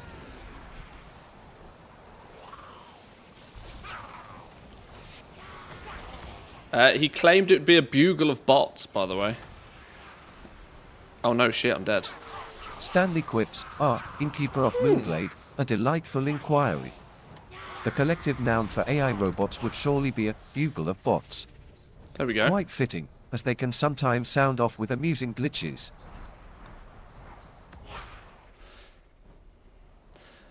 I wonder if that was deliberate. If Stanley's delay responding to that was deliberate, this is cleverer than I thought. Sound off with amusing glitches? Yes. Very clever. Very clever, Stanley. Very clever.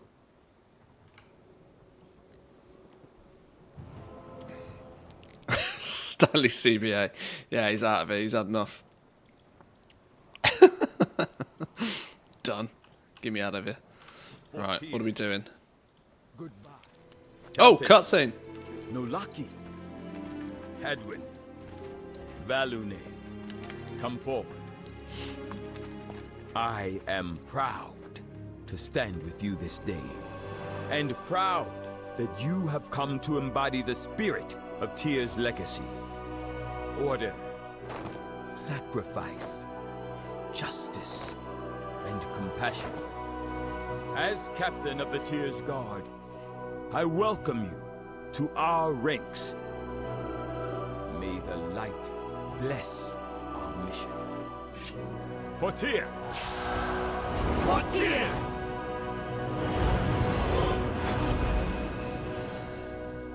Oh, we're all twinkly now, look. Boom. Happy.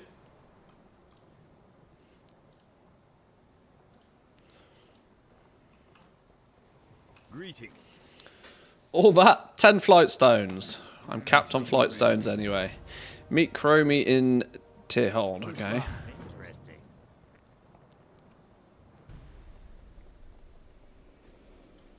It's so nice to see you. Champion.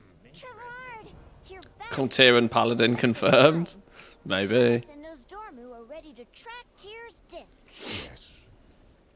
In your absence, Eternus and I have used the silver scale and infinite magic to track the disc's fall through the timeways. Each portal is Oh. a gateway to a timeway. Oh, I actually need to do a rift. Time of All right, people, form up. If the rift is up, I actually need to quickly do. I bet I'm not gonna be able. No, it's 8 minutes past. There's absolutely no way. The left portal. I've missed that boat. With this brute again? Brute? Oh, I see how it is. Portal taken to Temple of Order. Let's go.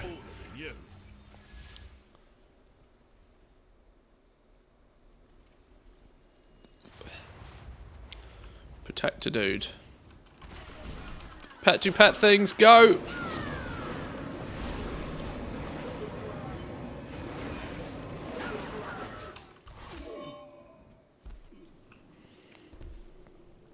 Right, bring it. Bring it.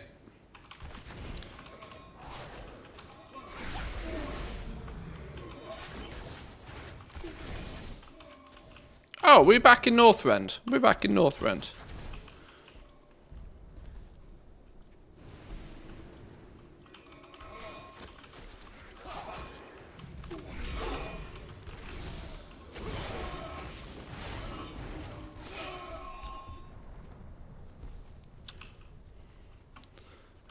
Yeah, isn't this where we got that lightning wolf? Hunters will shoot me for not remembering his name. But I didn't get that surgically attached to it.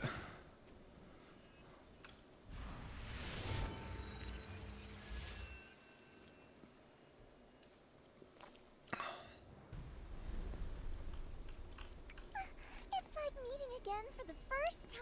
Hattie, yeah, that's the one. We'll meet again. I've seen it. For Tyr. Help the Tear Guard activate the final beacon. Haiti starts Whirlwind Marksman and Legion. Oh, burn. Oh, call the RSPCA. Somebody's out here murdering pets. Travad, champion. Valone has fallen prey to a faceless one. I can't get through to her. We'll protect the beacon. Going up value. My commander, you once saved my life. Resist? This is my commander. She will Stay a while, Valone. Is this another shoot things quest? I would say It's luring you away from the beacon, away from us. Resist it, Valone. But like... No. I must end you, sister. Pew pew.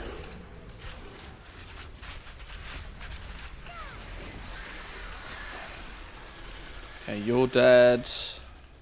60%. I need 40% mobs to kill. Right, you'll do. You'll do.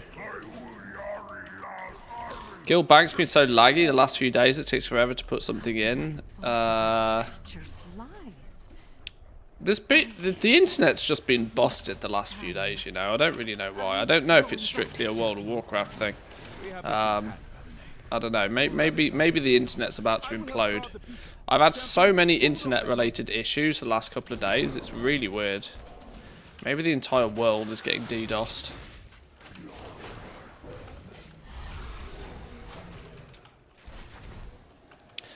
Maybe there's too many morons like myself leeching all of the world's bandwidth playing video games online for others. Maybe that's it.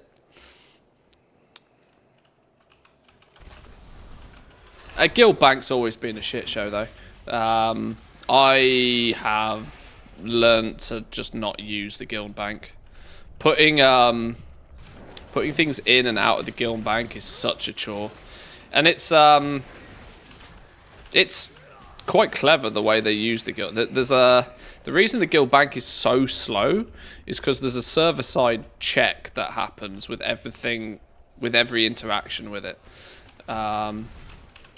This was predominantly done because the guild bank was a prime place for dupe glitches back in the day. Because the guild bank is theoretically a public place, which means that you know, the rules are slightly different to regular inventory keeping. So every time you put something in or take it out of the guild bank, I don't know exactly what Blizzard does behind the scenes to sort of to allow for that to be a thing. But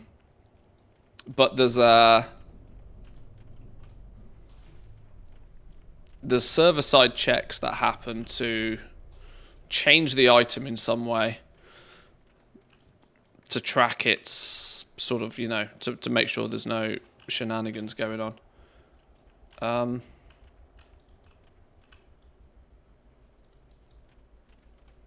No, maybe we click the portal again? What's going on here?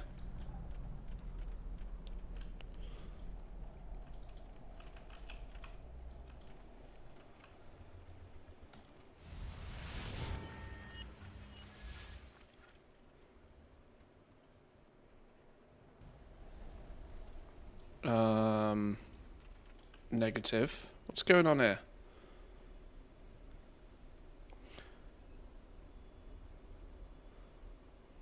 Deceiver slain. We killed him.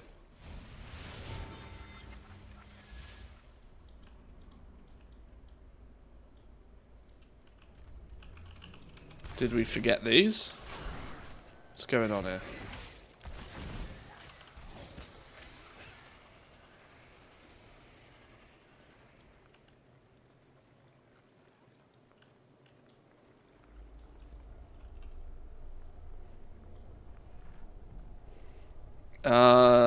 What the Christ is going on?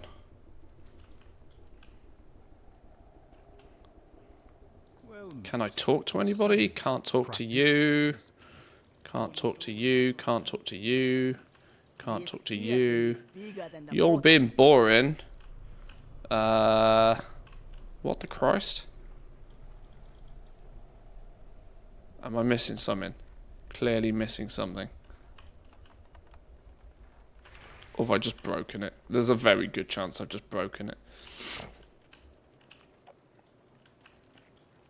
That was me talking about how the internet's been just weird the last few days, and I stumbled across a bug.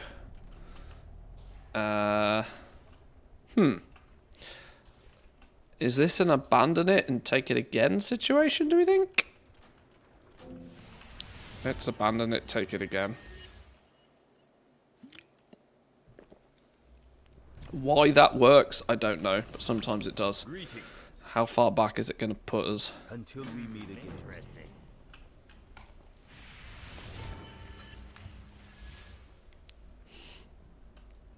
Trebard, champion.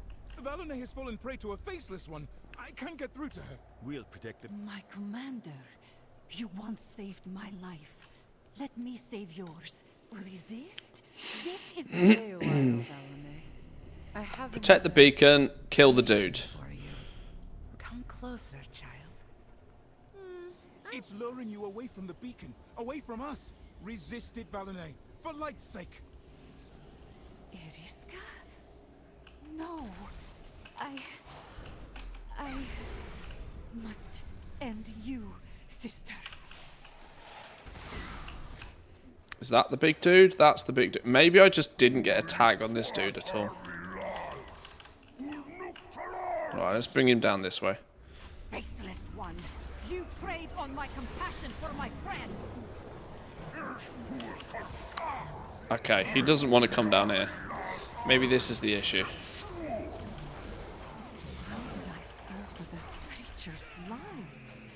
What's the best method trying to get the new auction house recipes come 10.2?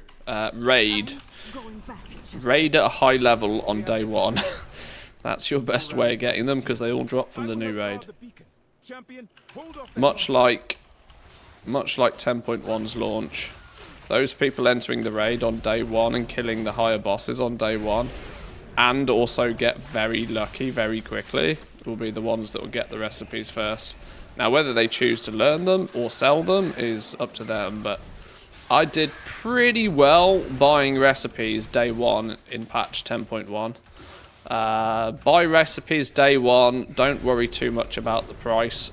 recuperate your cost by being first, was the approach I went. And it worked. It worked quite well.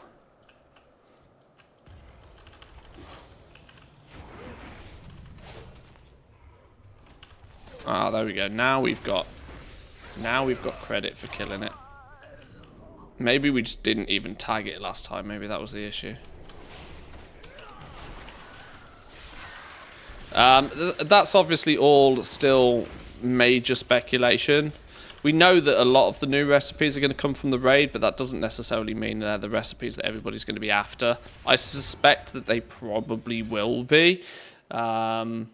With such a high item level jump, I would suspect that the new embellishments are also going to be balanced around being pretty aggressively powerful. So, maybe. Dragon Isles Drake's Gilded Armor. Okay, more transmog this time for my mount.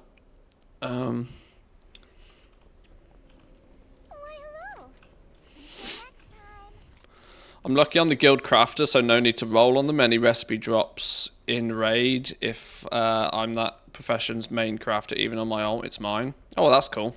That's a good spot to be in. It's a good spot to be in if you know your raid is lucky enough to get a drop. That still wouldn't prevent me from looking at buying them off the auction house day one, though. Be difficult to recover. That depends on when. The Nighthold is in Suramar, a great and ancient city and the home of the Nightborn. I sense I also buy the recipes with guild funds. Lol. a powerful one. In that regard, you got it made then. She's a powerful master of magic and would know the disc's power. There's only one recipe I'm missing now. I'm still missing a few of them, but that's just because I refuse to pay for all of them. I would take time to prepare before retrieving the disc. Elisande will be a dangerous foe. Guilds are for popular people anyway, that's not me. I agree.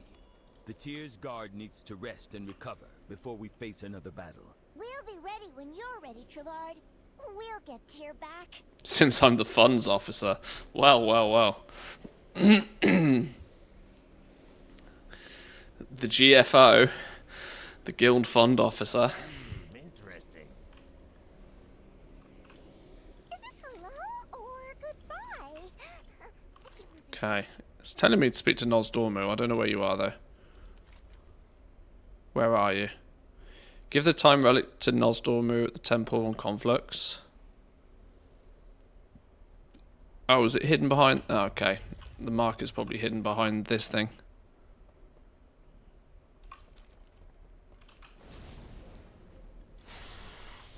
I refuse to be the officer. I will support activities, but I do not want responsibilities. Yeah, this is why I think like that sentiment is strongly felt by a lot of people at the moment. Back in the day when World of Warcraft was like on a pedestal, like head and shoulders above any other game out there, you know, people would be fighting for officer positions because, you know, it's that power trip. You want to have some sense of power in a powerful place. Thank you, champion. Now I think people are just like, nah, Without fuck it, and you do it. Normu's bravery, I could not imagine what would have. Nostormu? Nostormu!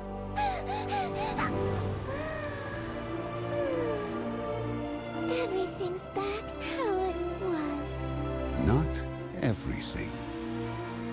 The clouds in my vision have parted, and I can breathe without doubt or despair. I feel alive again. Thanks to you. But what of Iridikron? While we stopped the Infinites, Iridikron escaped through a kind of void tear, taking Galakrond's essence with him. A void gate. His dark dealings have come to fruition. It feels like he's leaving this war to his kin. His hatred for the Titans is all he cares about. Nosdormu, Can you perceive where he has gone? He has passed beyond my sight. All I see now are burning embers, encroaching upon... Marithra must be warned. He's probably just If got heartburn, it's Farak fine. leads their forces now, he will be vicious and strike where we are most vulnerable. The World Tree. Yes, as dangerous as he is. For now, we must leave Iridikron to his schemes and steel ourselves for whatever Farak and Viranov are preparing to unleash. I'm such a third wheel in this cutscene. Oh dear. Comes first. No matter what lies Or ahead, fourth wheel in this case. you were right, Norman. The future is worth fighting for. Look, I'm just kind of lurking in the background. I'm just like, yeah, I instigated all of this. Oh dear. I can't be the only one that finds Chromie really annoying, right? I got promoted to officer because I was doing officer work without being an officer, as I had access to the officer stuff on my brother's computer, who is also an officer. I mean, I guess importance by proximity is, I suppose, good enough for some. I guarantee you are not the only one, that voice. Yeah, I know. All of time is my fate. Bronze Archive Stone contains 300 Flight Stones. Something else I really don't need. The Worm's Shadow Flame Crests, though, these could be of use.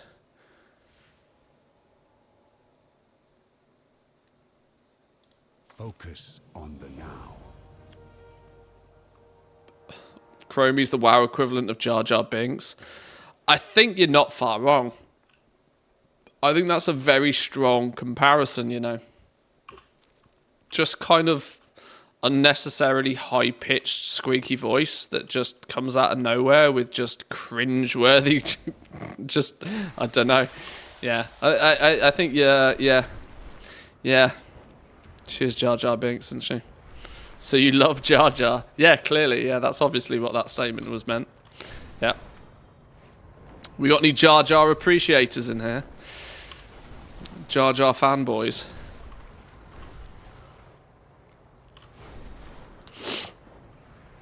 Don't know who that is. If you don't know who Jar Jar Binks is, you are best off not knowing who Jar Jar Binks is. You're fine.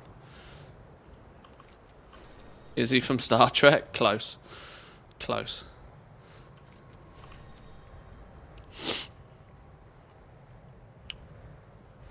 Right, okay, that's cleared some stuff off me quest log.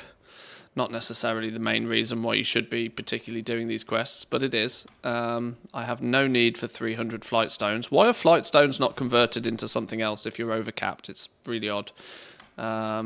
Some Drake customization that I'll never use. Thank you very much. That needs to be sent over to Mr. Paladin to learn, as it's a cosmetic.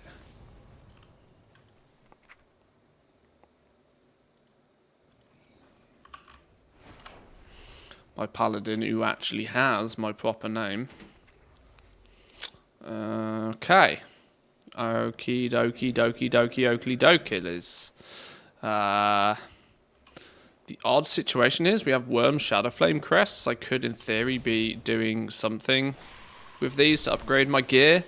As we were talking about earlier, like putting any effort into upgrading any gear, even on your main character, seems so futile when even 447 mythic gear is going to be LFR gear come next patch. It's like, well, what is the point? There's also seemingly a lot of people that are going to be mighty annoyed that should we call them season 2 crests, are going to be vendor items. They're going to be converted into vendor greys at the beginning of next patch. I think there's a lot of people that were kind of hoping they'd be able to use the ones they've saved up. So it really is a use it or lose it situation right now. Don't I need 3 Worms Shadow Flame crests to make an enchanted Worms Shadow Flame crest? I think I do, don't I? Then again, I don't know what piece of gear I'd want to upgrade. And I've just talked myself out of it being any use at all, so we won't bother. Right. I have, for the most part, chipped away at most of the bits and pieces I intended to do today. Which wasn't many. Like I said, I've been trying to keep my list of chores, my list of tasks relatively light, simply because, well, if PTR patch stuff lands, then I want to jump into that. What I might do is at least get my weekly first Dream Surge done on a few alts.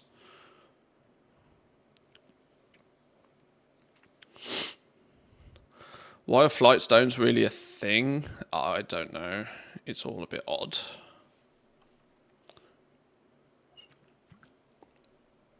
Something that I've not seen too many people talk about yet, about 9.2, is the interesting twist that once you have achieved a... Okay, so there's like a watermarking system.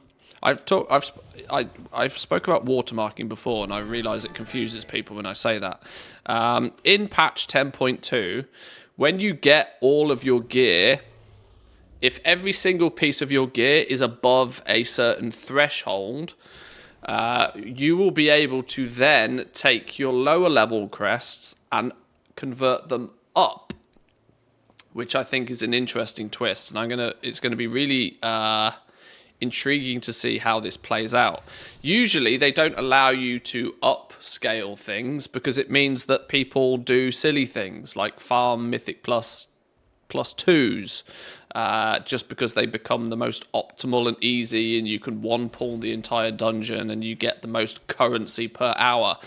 People end up doing silly things like that to farm currency. So I don't quite know how they're going to approach this from a balance perspective, but they're going to make it so that, say for example, all of your Whelpling crests, if you end up with the ability to have no use for Whelpling crests because each and every one of your pieces of gear has surpassed what Whelpling crests can offer you, you'll be able to take your Whelpling crests and convert them up to then use them in some way, shape or form. I've not seen exactly how this plays out. I've not looked into it in too much detail yet, but they are definitely switching things up a little bit in terms of the gearing path next patch, that is for sure.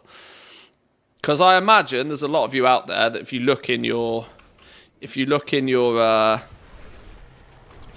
bags right now, you've probably got 1 billion Whelpling crests or fragments and no real reason to use them. I've just realised all of that has meant that I've probably missed this event, haven't I? Because if you don't get there within the first minute, it's GG. Because I actually need to pick up this quest first. Stretched thin, repelling primalist attacks. Please. Most people are just vendoring them. Yeah, exactly. This is the thing. Is there not a quest for me to pick up here somewhere?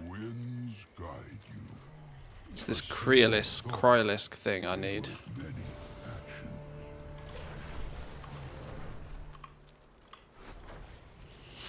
You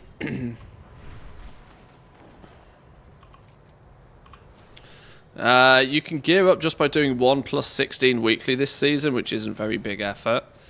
Well, Season 2 was remarkably fast. Oh, we did get here in time. Nice. I had the impression that the reason why this patch was so fast was because Diablo reasons. I suspected that Blizzard knew full well that every man and their dog was going to go play Diablo, and they would have rather people get through the season and get to a point where they felt that, you know, they were quote-unquote done and were at a place where it felt comfortable to put the game down. Whether that was a happy accident or not, we don't really know. but that definitely felt like the approach that they took with this season. Oh, is all you've got to do for this is get 100 essence. Oh, that's so easy. Oh, okay. I don't even need to do the event then for this. 100 of this stuff is a piece of piss. You just fly around the zone for 5 minutes. We go green ball hunting, and we'll have our 100 Dream Surge coalescence in a matter of seconds. Part of the joy of exploring is documenting our finds. Neither I nor my dog played D4. Well, nobody's playing it now. I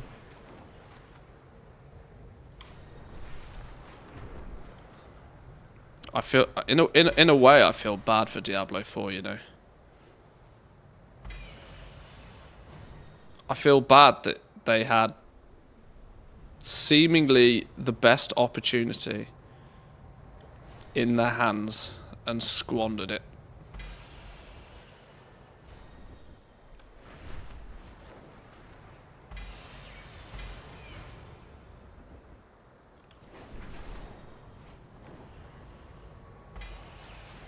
Are we nearly 100 yet? 59. I have a dog and also have no interest in D4. Well, obviously, since the game's launch, people's viewpoints and people's opinion on the game is vastly different to what it was prior to the game's launch. I still have my fingers firmly crossed that give it 12 months, when they get it to a stage to where it's actually, you know, ready, that it'll be a good game. See, this is one thing that I spoke about this a little bit with Starfield. I did a comparison between Starfield and Cyberpunk, not because they're particularly similar games, but because they've both had an air of controversy about them around their launch. Whereas Cyberpunk had the ability to fix any issues, Cyberpunk just had, optimization issues, realistically. But there's no denying that the core game of Cyberpunk, really good. Really good. When you look at where a Starfield has the problem that the core foundation of the game is a bit dull, right? It's a loading screen simulator where they claim that you're exploring space when you're not. You're exploring you. There's a clip that's floating around the internet. Summit's opinion on Starfield is really funny. I don't have the clip to hand, but somebody probably will. Of the premise that it's just like loading screen, fast travel, speak to this guy, fast travel, speak to this guy, fast travel again, kill 3 mobs in a really clunky fashion, fast travel, talk to this guy. You're not doing anything in Starfield, which is probably some of the issues to why it's the main campaign of it at least feels very dull. This is where Diablo has the advantage, right? Diablo 4 has not been received fantastically well so far, but that's not because the mechanics of the game or the gameplay of the game is terrible. Which means that they've got room to improve it, room to grow, room to fix it, right? So you give Diablo 12 months, you give Diablo 4 18 months, and with a little bit more love and a little bit more TLC, there's a strong possibility that they'll be able to get things in good standing. They'll get things in good form. So, this allows you to keep a sense of hopium about the game, even though at the moment it's a bit rocky. I can't really foresee how Bethesda could easily fix Starfield, because the inherent gameplay is just a bit meh. Now, if you're a Bethesda fan, you're kind of semi-used to that style of game. But, you know, you're always going to have your hyper fans. You've always got the people that, you know, you could shit on their doorstep and they'd thank you for it. That doesn't, in essence, really matter. Always temper your strength. Right, here's our Kreolisk. Dream Shaper? Alright, sure. Right, where's the dude we spend these on?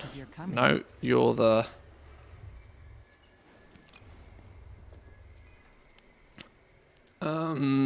maybe we can fill a gap with what we need here. What did I need? Chest piece. I needed braces. Do I have a weapon? I have a weapon. Braces.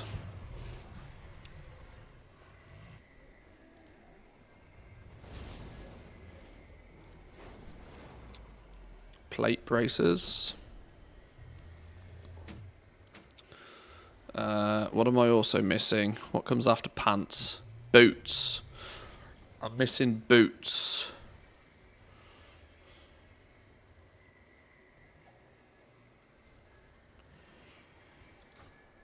We will rebuild. I'm missing boots. I've got a weapon. I've got 2 rings. Can you get Dream Surge trinkets? How may I help you? Is trinkets the one thing they don't give you? Or allow you to get? Yeah, trinkets are the one you don't get. Can you buy the rings as well? Oh, you can. Ring, necklace, cloak, weapons. Okay. So I just need a pair of boots. Farewell. Well, maybe we can fix that by picking up... We serve the land. Maybe we can fix that by picking up the boots from here.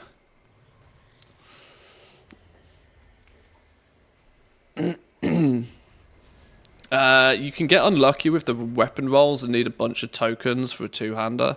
Oh, really? Oh, okay.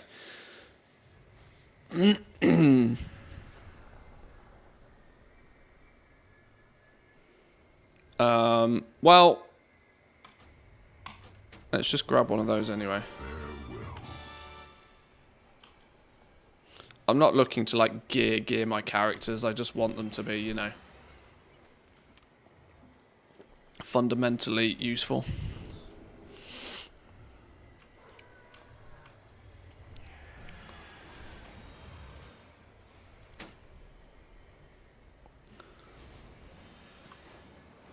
Why is my helm item level 385? Hello? What? Aren't they meant to be 402? Is that just bugged?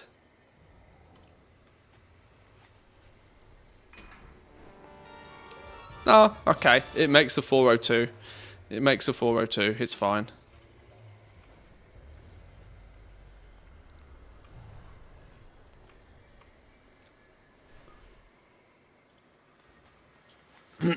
How are you doing, Quicksand? Welcome in. That's theoretically not really even better than what I've got. I can't imagine any of this is, but... shoulders. That's an upgrade. Cloak.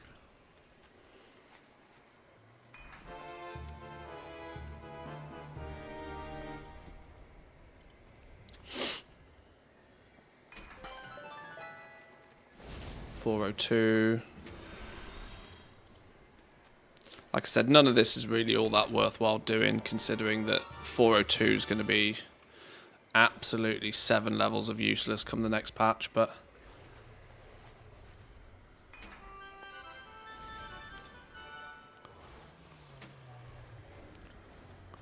I could, in theory, go throw a few of these pieces into the... I'm doing this predominantly for the transmog side of it, but...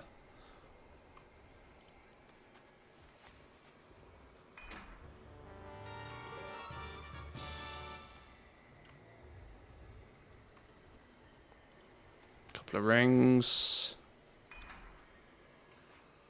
402 loop. I'm still using the Onyx Amulet. course I am. Okay.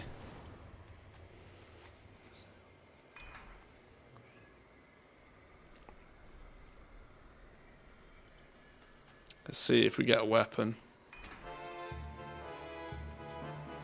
Adrestia says, two-handed Stanley, polearm. what is your favorite Yeah. song? Stanley responds, Adrestia, you've hit a musical note. My favorite song, you ask? Well, I must say, I Will Survive by Gloria Gaynor resonates quite well with my resilient gaming spirit. What did Stanley say? I will survive. Of course. Husband's had a lot of fun with Starfield already, as everybody else we know who are into RPGs. There's a ton of story in Starfield.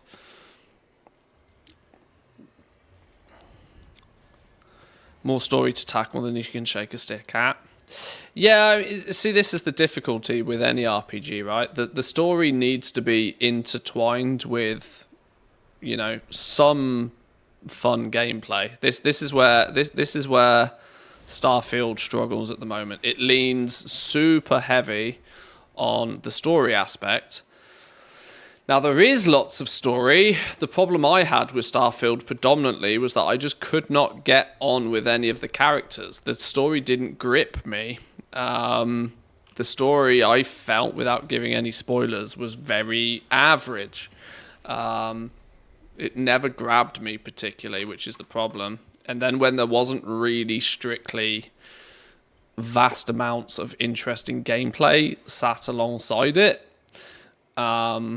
you know, you would quick travel somewhere, speak to somebody, quick travel somewhere else, explore a planet for 10 minutes, and weirdly, when you feel as if you're exploring the planets, that makes you feel as if you are off track all of a sudden. There's just some fundamental low-lying issues there, really. I liked the previous Bethesda game for exploration. Starfield's exploration for me is horrible. Yeah, I mean, I spoke about this a little bit when we were playing it. They went with their selling point was the fact that they've made this entire universe, but their only way to be able to make the entire universe was to procedurally generate, based on an algorithm, all of it. Now, at that point, does it matter if you make 1,000 planets or does it matter if you make 10,000 planets? Because if they're all procedurally generated based off a very similar algorithm, they're all going to feel the same eventually. So they didn't really make 1,000 planets, did they? And this is the problem, right? But as soon as you realise that, as soon as you sniff out that that's actually the case here, you quickly come to realise that, well, okay, I don't really need to do anywhere near as much exploration. And, you know, all starts to fall apart quite quickly. That was that was the main concern. The defenders of the Ruby Life Shrine are They went with this scale approach, claiming that they had done something that nobody had ever done before. But it was missing the fine details. It was missing the quality. I mean, if you'd made 1,000 planets and they were all somewhat unique, and they all had maps, and some of them had shit for you to find. Obviously, some of them were going to be duds, obviously, but there wasn't TLC put into 1,000 different planets for you to explore. No, they made an algorithm to spit out 1,000 planets. It's, you know, it's like asking ChatGPT to paint you a picture. It doesn't have the same effect as somebody that carefully curates a piece of content, you know? Nature seeks balance in all things. I'm not even going to bother picking up this one. I don't think I need it, do I really? A single piece of gear is neither here nor there.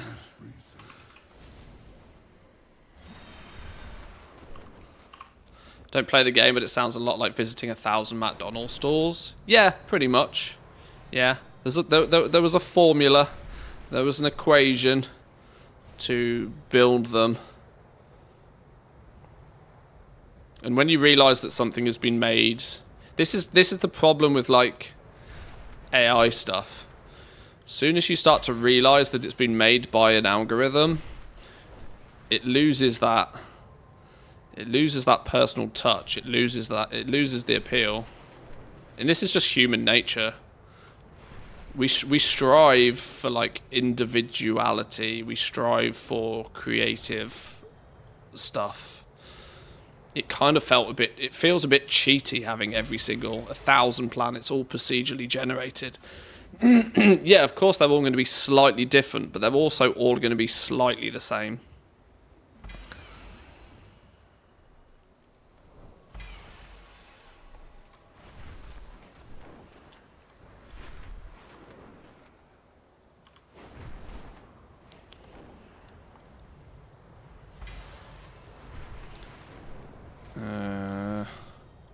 Where are me green blobs? I thought about putting together like a little map or a route for these, but there's realistically so many of them in the zone, you can barely turn around a corner without seeing a green blob. So if you're just out here to collect your 100 for the week, it's not too difficult. Oh, unless you hit stupid shit. Oops.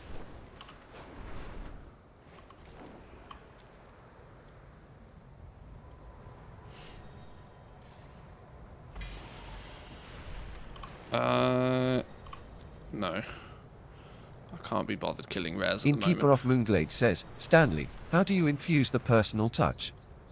And please don't talk dirty. Stanley replies, Innkeeper of Moonglade, I infuse the personal touch with a dash of wit, a sprinkle of charm, and a generous serving of well-mannered banter. No need for dirty talk, my dear interlocutor. Such polite. Good old Stanley.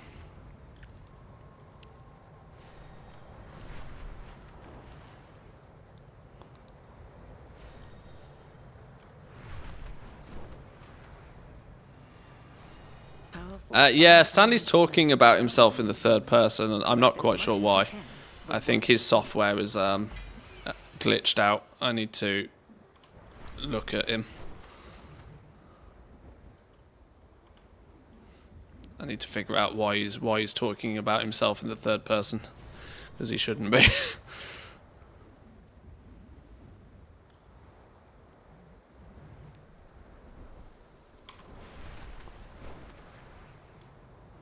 I wonder if he does it if I directly talk to him. Hang on.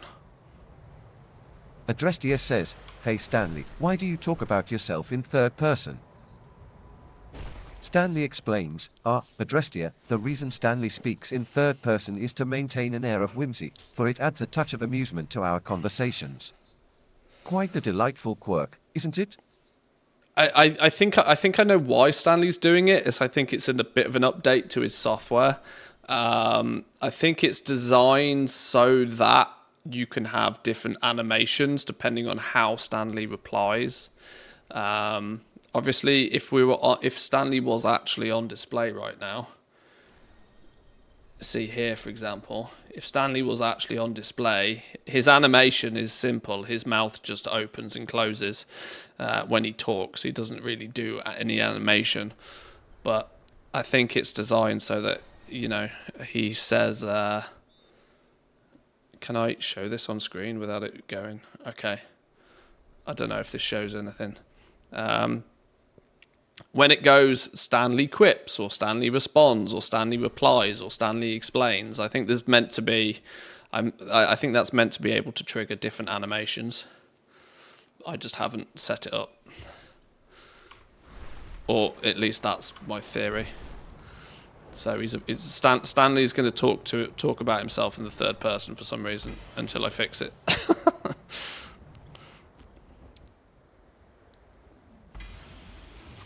See, robots are not completely foolproof.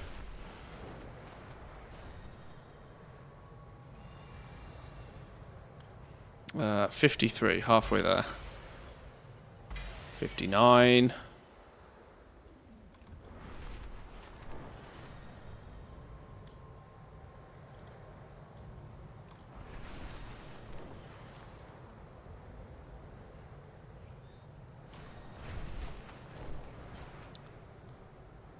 I thought for the most part I was going to be done with this Dream Surge business.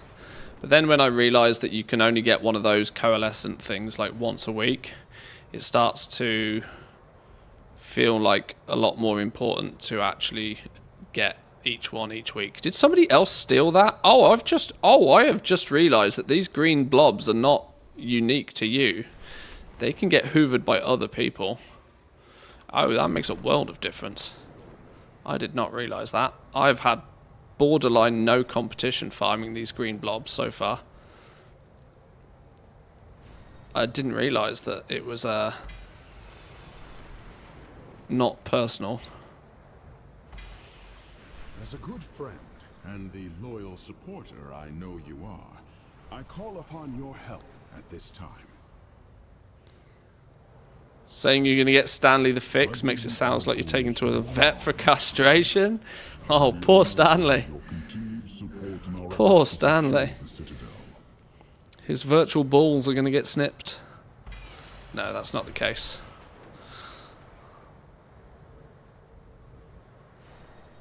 The mountains are mighty here. Plant our banners to mark what the Dragon Scale expedition has discovered.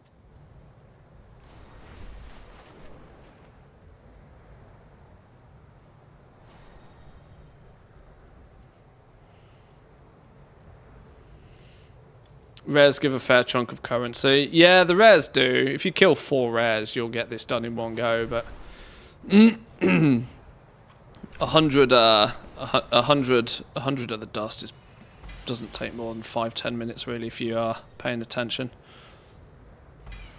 Where are we now? 72. 72. No rares, no events, no world quests. I'm not pissing around with world quests on alts. That's crazy. Like I said, predominantly I'm doing this for the transmog, not for the gear, because as we know, the gear is not going to make a blind bit of difference once 10.2 launches. Ooh, there's a couple this way. 77, 78. There's got to be some through here, right? There's got to be one in here. Yes, 2 in here. Look, boom.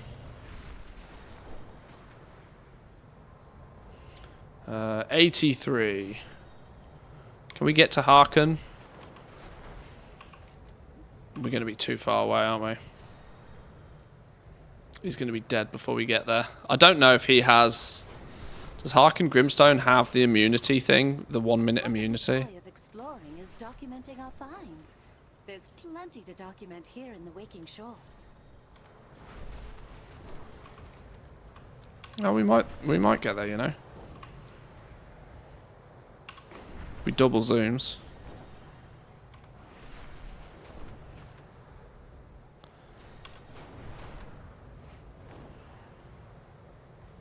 No, he's already dead. Snooze, you lose.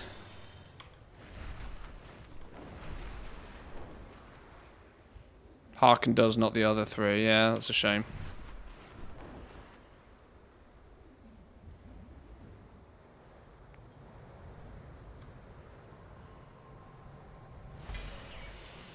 $88.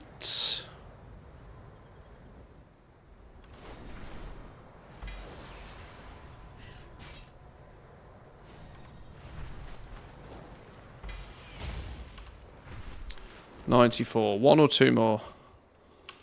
Oh no, I'm out of vigor. Oh no. Oh no. It's all gone horribly wrong. Not like this.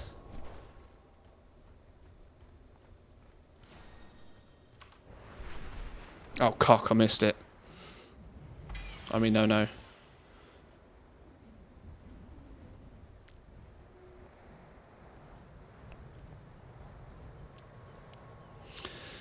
Is the Dream Surge stuff just for stuff like gear mounts and things? Yeah.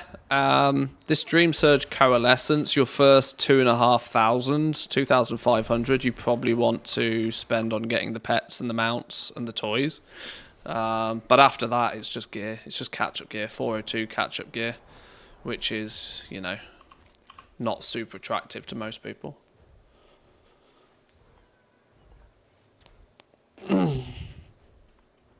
Right, that should be our 100. That means we can turn this in. This means we can get another appearance under our belt. So still a lot of them we're outstanding. We're going up there, aren't we? We're going to need a couple of vigor to get up there.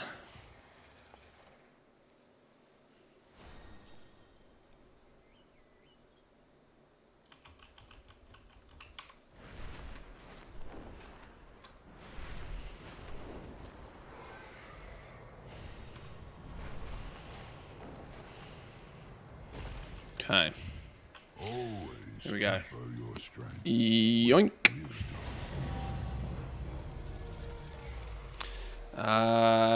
Where do we want to start here then? Where do we want to start here? Actually, what I do want to do, because this dude's gear is even worse than my other characters. Where's me? Who's yoinked me? Where's me pigeon? Where's me pigeon at?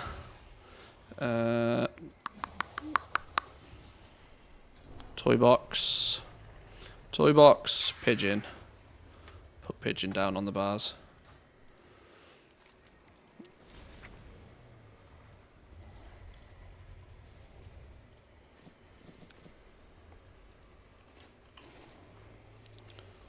Right. Let's build a set then. We've not got many pieces of the set yet, do we?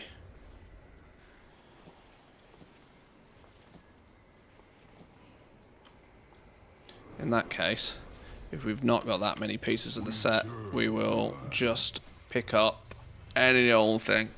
Any old thing.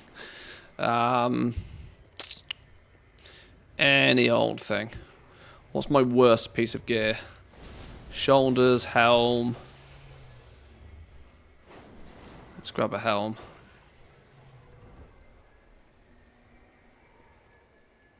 Dreambound crown, there we go. Grab any old thing.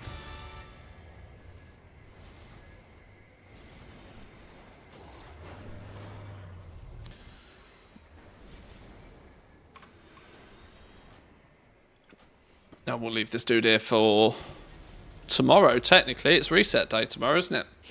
Of course, it's Tuesday.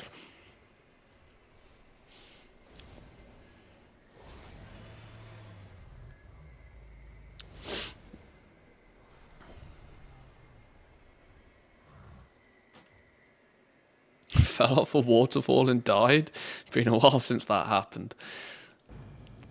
I can safely say I don't think I've ever fallen off a waterfall. I'm assuming in game.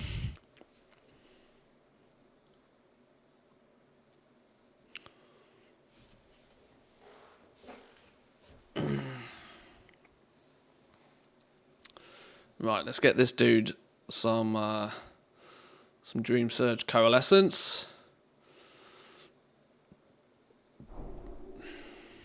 What's this dude's gear like? Oh dear. Okay, we shan't look at that.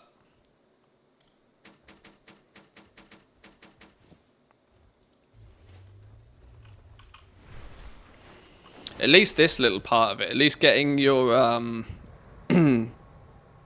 getting your I can't remember what it was called, the one big token each week isn't reliant on you actually doing the event. If I had to stagger this out every half an hour on all of the alts, it would get annoying. The defenders of the Ruby Life Shrine are stretched thin, repelling primalist attacks.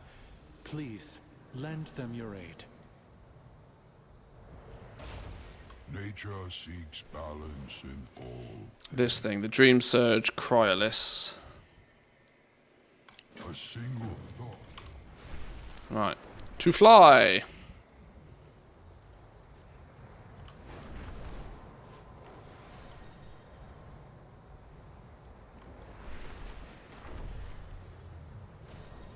You watch, there won't be any green balls in the entire zone now. Now that I'm looking.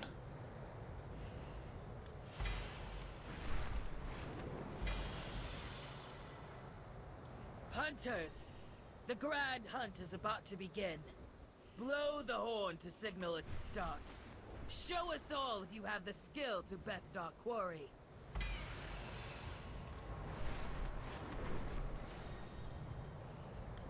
Oh, it's 3 minutes past the hour. I've just missed another one, haven't I? I've literally just missed another one.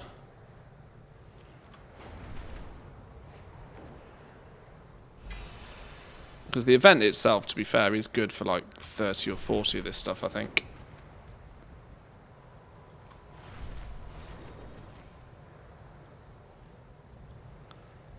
How we doing, Mies Grind? Welcome in. Oh, there's another one there. Can't circle fast enough. Do we try and get to Magmaton? We can try, I guess.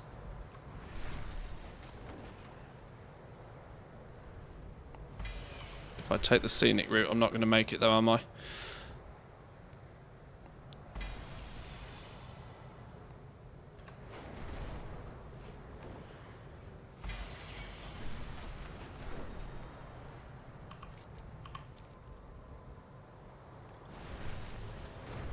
Oh, there's one. Oh, there's two. There's a sneaky one in there. How do we get this one? Where was it?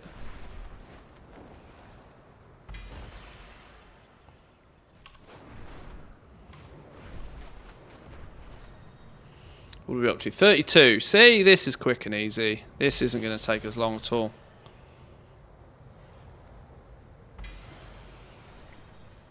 I wonder if... I mean, I can't see there being anything preventing you doing this on low-level characters either. The gear might not... Would you be able to purchase the gear even if you're not level 70? I'm not sure. Maybe then just keep the currency until that character is level 70.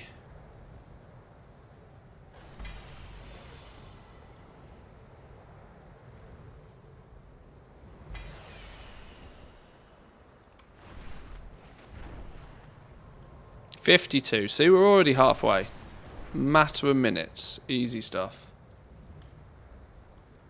Powerful fire-elemental magic abound. Technically, the pets are not that expensive. How much are the pets? I'm just thinking that from a true Goblin perspective, the pets for this event are not that expensive in terms of Dream Surge Coalescence. That this in itself could be pretty viable as a way to make a few pennies. So it's not exactly taxing, but it does mean the more people know about it, the less effective it is. Can anybody remember how much the pets are? The pets 500. Are they 500 or 250? Sounds like the health's back to normal. Yeah, 99%. I bounced back pretty quickly. It's not too bad. I went and did a bit of a gym session the other day though, and that was the indication to me that it's only 99%. 20 minutes on the exercise bike and I nearly died. Normally I could bang out 20 minutes on the exercise bike without even thinking about it. So I'm maybe not 100% yet. At least from a cardio perspective. But welcome in. Hope you're not doing too badly yourself.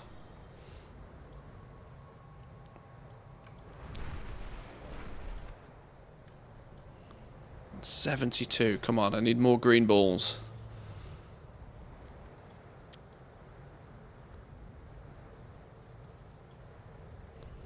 Any balls now. Any balls. Want to buy balls.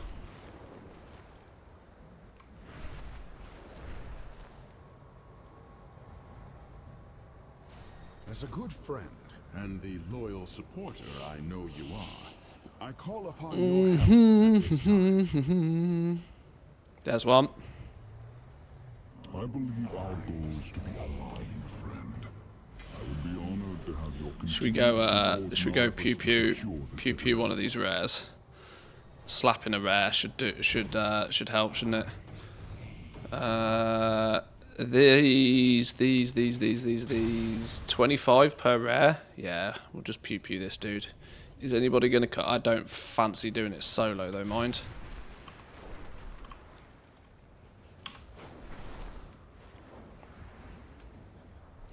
Is this event dead already? Is it already such that people are just not bothering? That took less than a week. People used to absolutely obliterate these rares within seconds of them spawning. Okay. I could just be on a dead shard.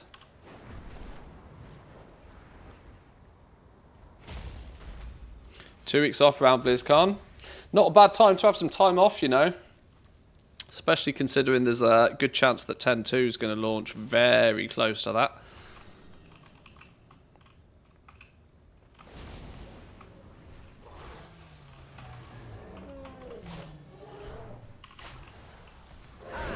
Pet, I don't want Pet doing pet things here. I want as little aggro as possible now. Let the experts take the aggro. And by experts, I mean anybody that's not me.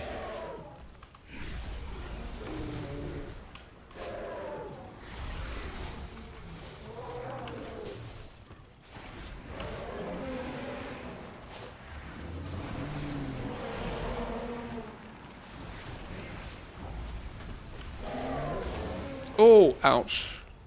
Could do with not taking too many of those.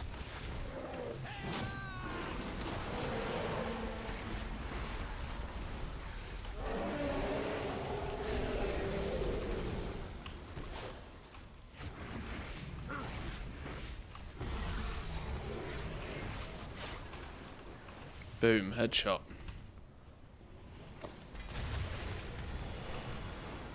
Uh, 97. Ah, okay. Well, I guess on the way back we'll find one more green ball. One, maybe two. There's one. I can spot it. I can smell green balls a mile away. Okay. Maybe another one. There's one. Yo, there we go. Beautiful.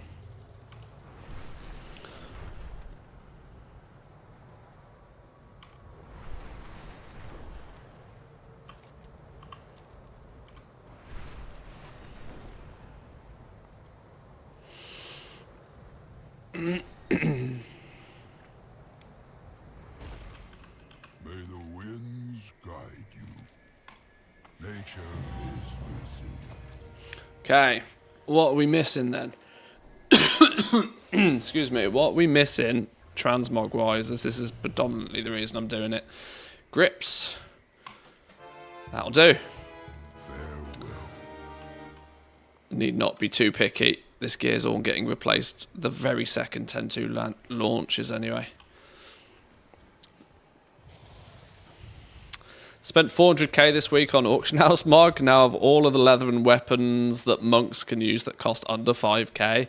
Yeah, I do the same occasionally. I just go to the auction house and I just buy out any cheap stuff that gives me an appearance. I try not to do it too often because it gets to be, you're right, it gets to be a bit of an expensive habit if you do it too frequently. I'm not looking for, I mean, I'm luckily, right? Luckily, I don't care about transmog all that much, so it will quite quickly get to a price point where I'll be just like, nah, you're fine, leave it. But I'm guessing there's people out there that they do the exact same and their list is like 25, 50k minimum, and that's like, oof, that's a lot for a single appearance you're probably never going to use. I guess I do need to do this on the druid, don't I? I need to do this on the druid because that's the only character I have that wears leather. Okay. I mean, I guess my druid is actually the one character that could probably do with this. Presumably got the worst gear. Quick ad break, boys and girls, back in 2.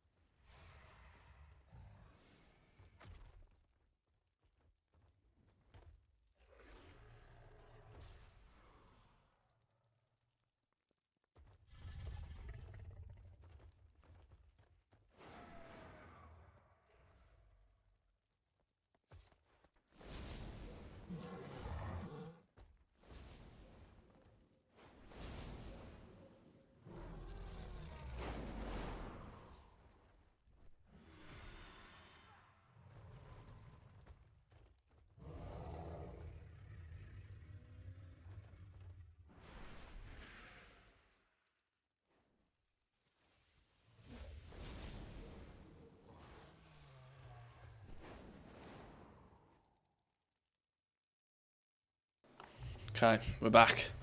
I knew that wouldn't take me long. Stanley, tell us a chat GPT joke. I don't know if he was listening. Hey Stanley, do you know any jokes about chat GPT?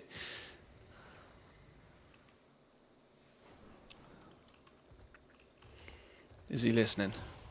Is he awake today? Stanley responds, good one. Why did ChatGPT refuse to play blackjack? Because it couldn't shuffle its neural network fast enough. Quite the clever AI, isn't it? Quite. Champion, may I have a word with you? Goddess, watch over you. 357. Oh dear Lord, have mercy.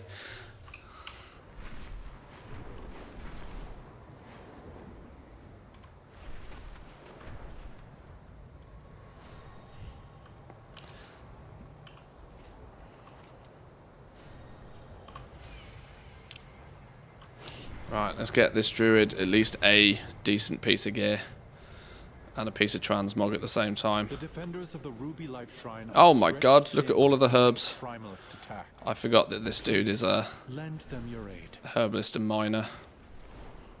In theory, meaning we should utilize this opportunity to pick up some stuff as well. But I'm not sure I will.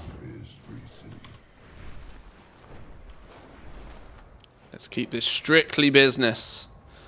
100 Dream Surge Coalescence. Strictly business.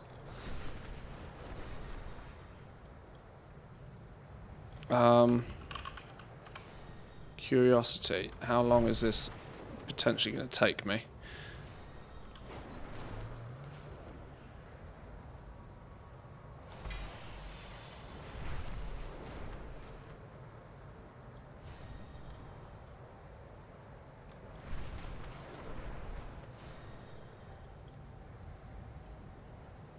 Now I've set a timer though. I'll go like 7 minutes without finding a single one or something ridiculous.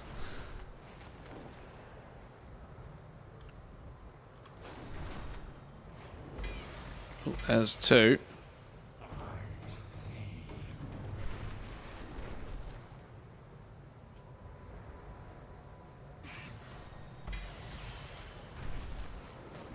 Somebody also mentioned if you use the, what was it called? I think it's called the Inky Black Potion.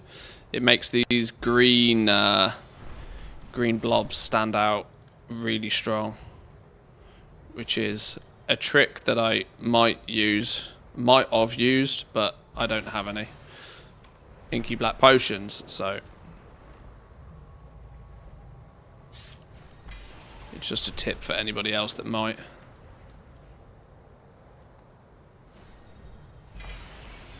It's not too difficult to see them anyway.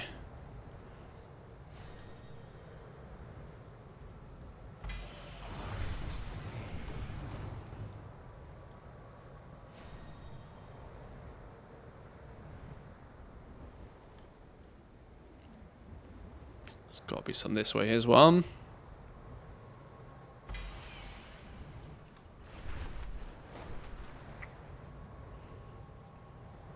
Where were the Dread Snare Caverns? I don't know. Kahani helped me with this one a lot. I'm pretty terrible with the place names. I was talking the other day, actually, that I might test out that World of Warcraft GeoGuessr. Because I've played this game so much over the years. I genuinely think I wouldn't be too bad at that. But the only downside might be is that I don't know place names. You know, my brain's a lot more visual. I would be able to point it out on a map quite easily, though, I reckon.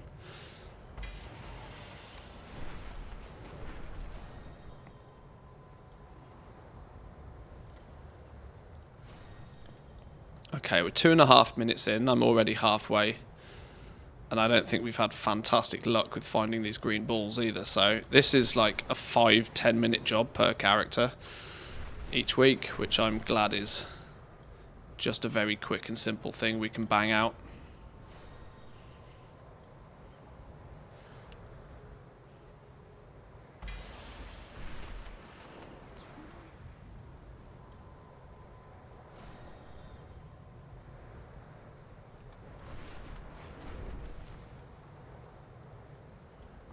The geoguess, you place a ping on the map where you think it is. In that case, I might not be too bad at that. I think I could look at an image of World of Warcraft and quite accurately predict or know where it is. I think I might not be too bad at that. Collect as much as you can, but watch your feet. Easy, just use the longboy to buy some. Banned.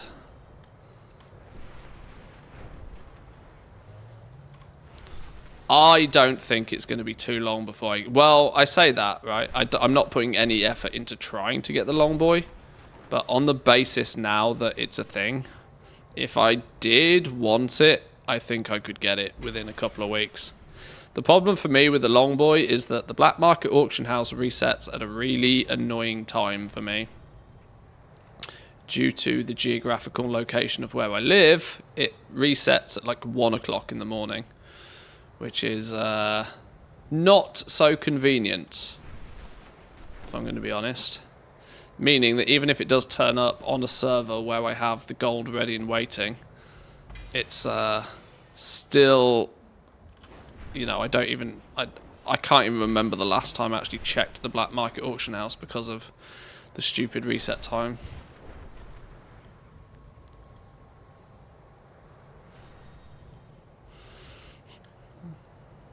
But if I did put my mind to it, I reckon I could get it quite quickly.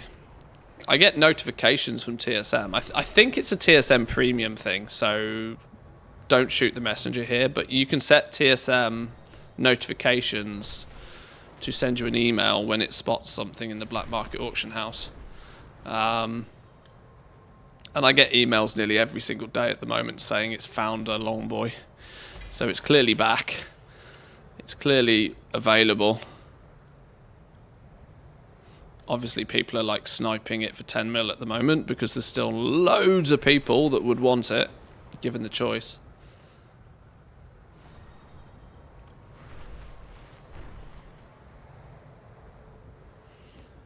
Where's me balls? There's one.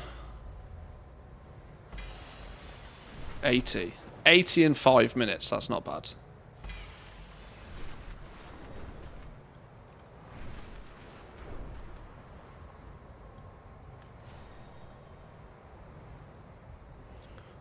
Let's not go too much over Dragonbane Keep, otherwise we get dismounted.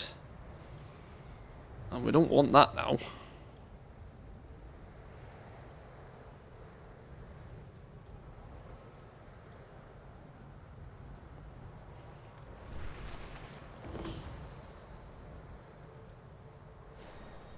If we get really stuck, the event starts in like 8 minutes, so we should be fine.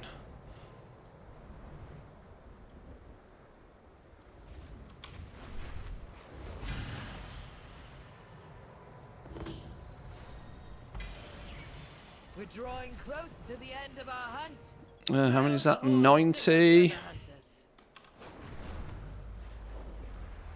got to be one in this cave. Got to be one in the cave.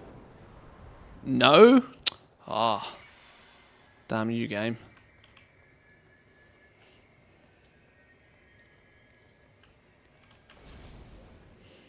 What does 100 give you? 100 just completes the quest. This is all I'm trying to get. My Dream Surge Cryolists. It's 1 per week, per character. So if I want to collect all the transmog appearances, which I'm not too fussed about, but, you know, it's the current event. We might as well put some effort into it.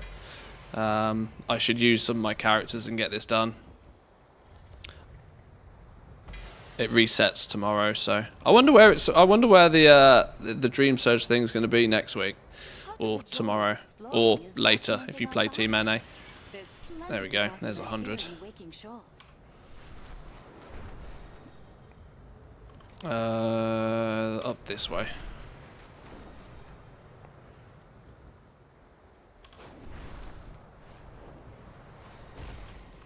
Always temper your Shaping the Dream Surge, there we go. What should we buy? What should we buy? What should we buy? Now, this is my only character that gives me leather, so I'm going to have to do this a few weeks in a row. What's my absolute worst piece of gear? I've got a 319 necklace. 292 ring. Okay. Annoying. I would quite like to buy some of those, but the stupid thing is, realistically, I should pick the armor pieces because it gives the... I should pick armor pieces because it gives the transmog appearance. And I clearly just picked up the entire set last time there was catch-up gear on this dude. So, the TLDR here is anything I want, really, isn't it? Boots, then, I guess. I don't care. Boots it is. Earth Mother, watch over you.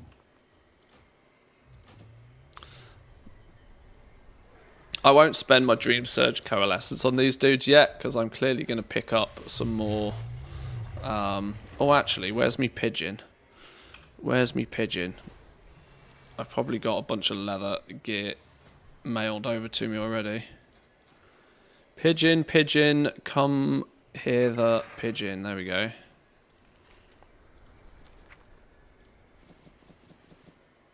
A few pieces. A few pieces. Helm, gloves, belt, bracers, chest piece, another belt. Oh, and that took less than 10 minutes, by the way. That's the important thing to note here. Less than 10 minutes, you get your 415 for the week.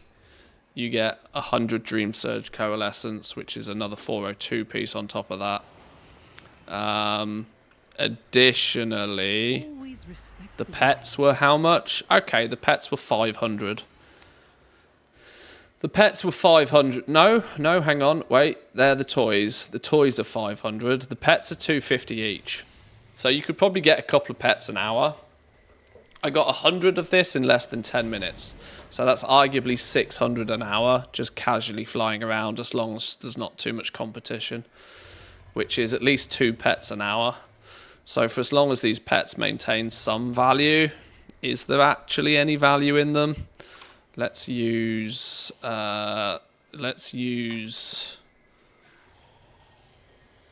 Undermine Exchange,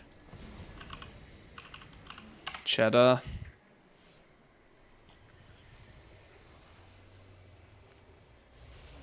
One day could you show us how to cancel scan with TSM? No. No. Cheddar's still 15k a pop. Obviously dropping quite well, hang on. Let's look at what is the... Okay. You're still looking at 5 figures for Cheddar right now, but this is clearly the end of the first week. Your chances of selling many of these short term is slim, but it's another one of those, right, that once the event is over, this will probably stabilize at a 20-30k pet, I would imagine. Once the event's over, maybe. What's the other one? Crimson Swoglet. It's probably much of the same. Crimson Swoglet.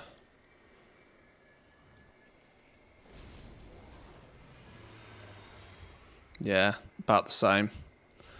About the same's the going rate for these. Considering you can get 2 pets an hour, based on today prices, you're looking at 20-25k an hour. But obviously today prices are subject to go down aggressively. But you never know. Spend a few hours, farm a few up. You might see some success with it. It's it's an option. It's an option. It's another thing to just, tick off. Take care. Right, let's leave this dude here. Boys and girls, that's me done for the day. I'm keeping the streams a little bit shorter at the moment because as and when a patch 10.2 PTR turns up or something, I want to give myself the opportunity to stream a bit longer in those scenarios. I'm, dare I say it, borderline just killing time at the moment. It's a really odd time to be playing World of Warcraft. We're kind of just twiddling our thumbs waiting for the next thing. 10.17 was never particularly ever going to be much of a muchness. So does the event go away in 10.2? Not sure. Whilst the event may not necessarily go away, interest in the event is already starting to dwindle. And it's less than a week old. That's just how these events go, right? There's a big boom at the beginning, and then once people have done it, they move on and do other things. At least you have an entertaining sidekick. That is very true. Stanley's doing his job. I need to fix why Stanley is talking in the third person, because he sounds a bit odd right now. But I'll try and figure that out. What day is it tomorrow? It's reset day tomorrow, so I guess we'll have a bit of a play, do some of this again, see what's what tomorrow, and you never know, we might even get a new PTR update tomorrow at the same time, so we will see. But enjoy the rest of your day, boys and girls. Thank you for joining. There's a new video that's going to go live. I tell you what, shall I just publish it now? There's a new YouTube video that I can press the go button on. Titled 3 Things I'd Like to See in Patch 10.2. Simple, catchy. I would be intrigued to see if you agree. So maybe let's throw that public, and let's give you the link to that video, and you can all go and entertain yourselves on YouTube for a minute. So go check out the new video. Make sure you watch it 3 times over. Put it in 4 tabs. Show it to your grandma. Hit the like button on it, and obviously subscribe at the same time. Thank you all for joining. Have yourselves a great day, and I'll see you tomorrow. Peace.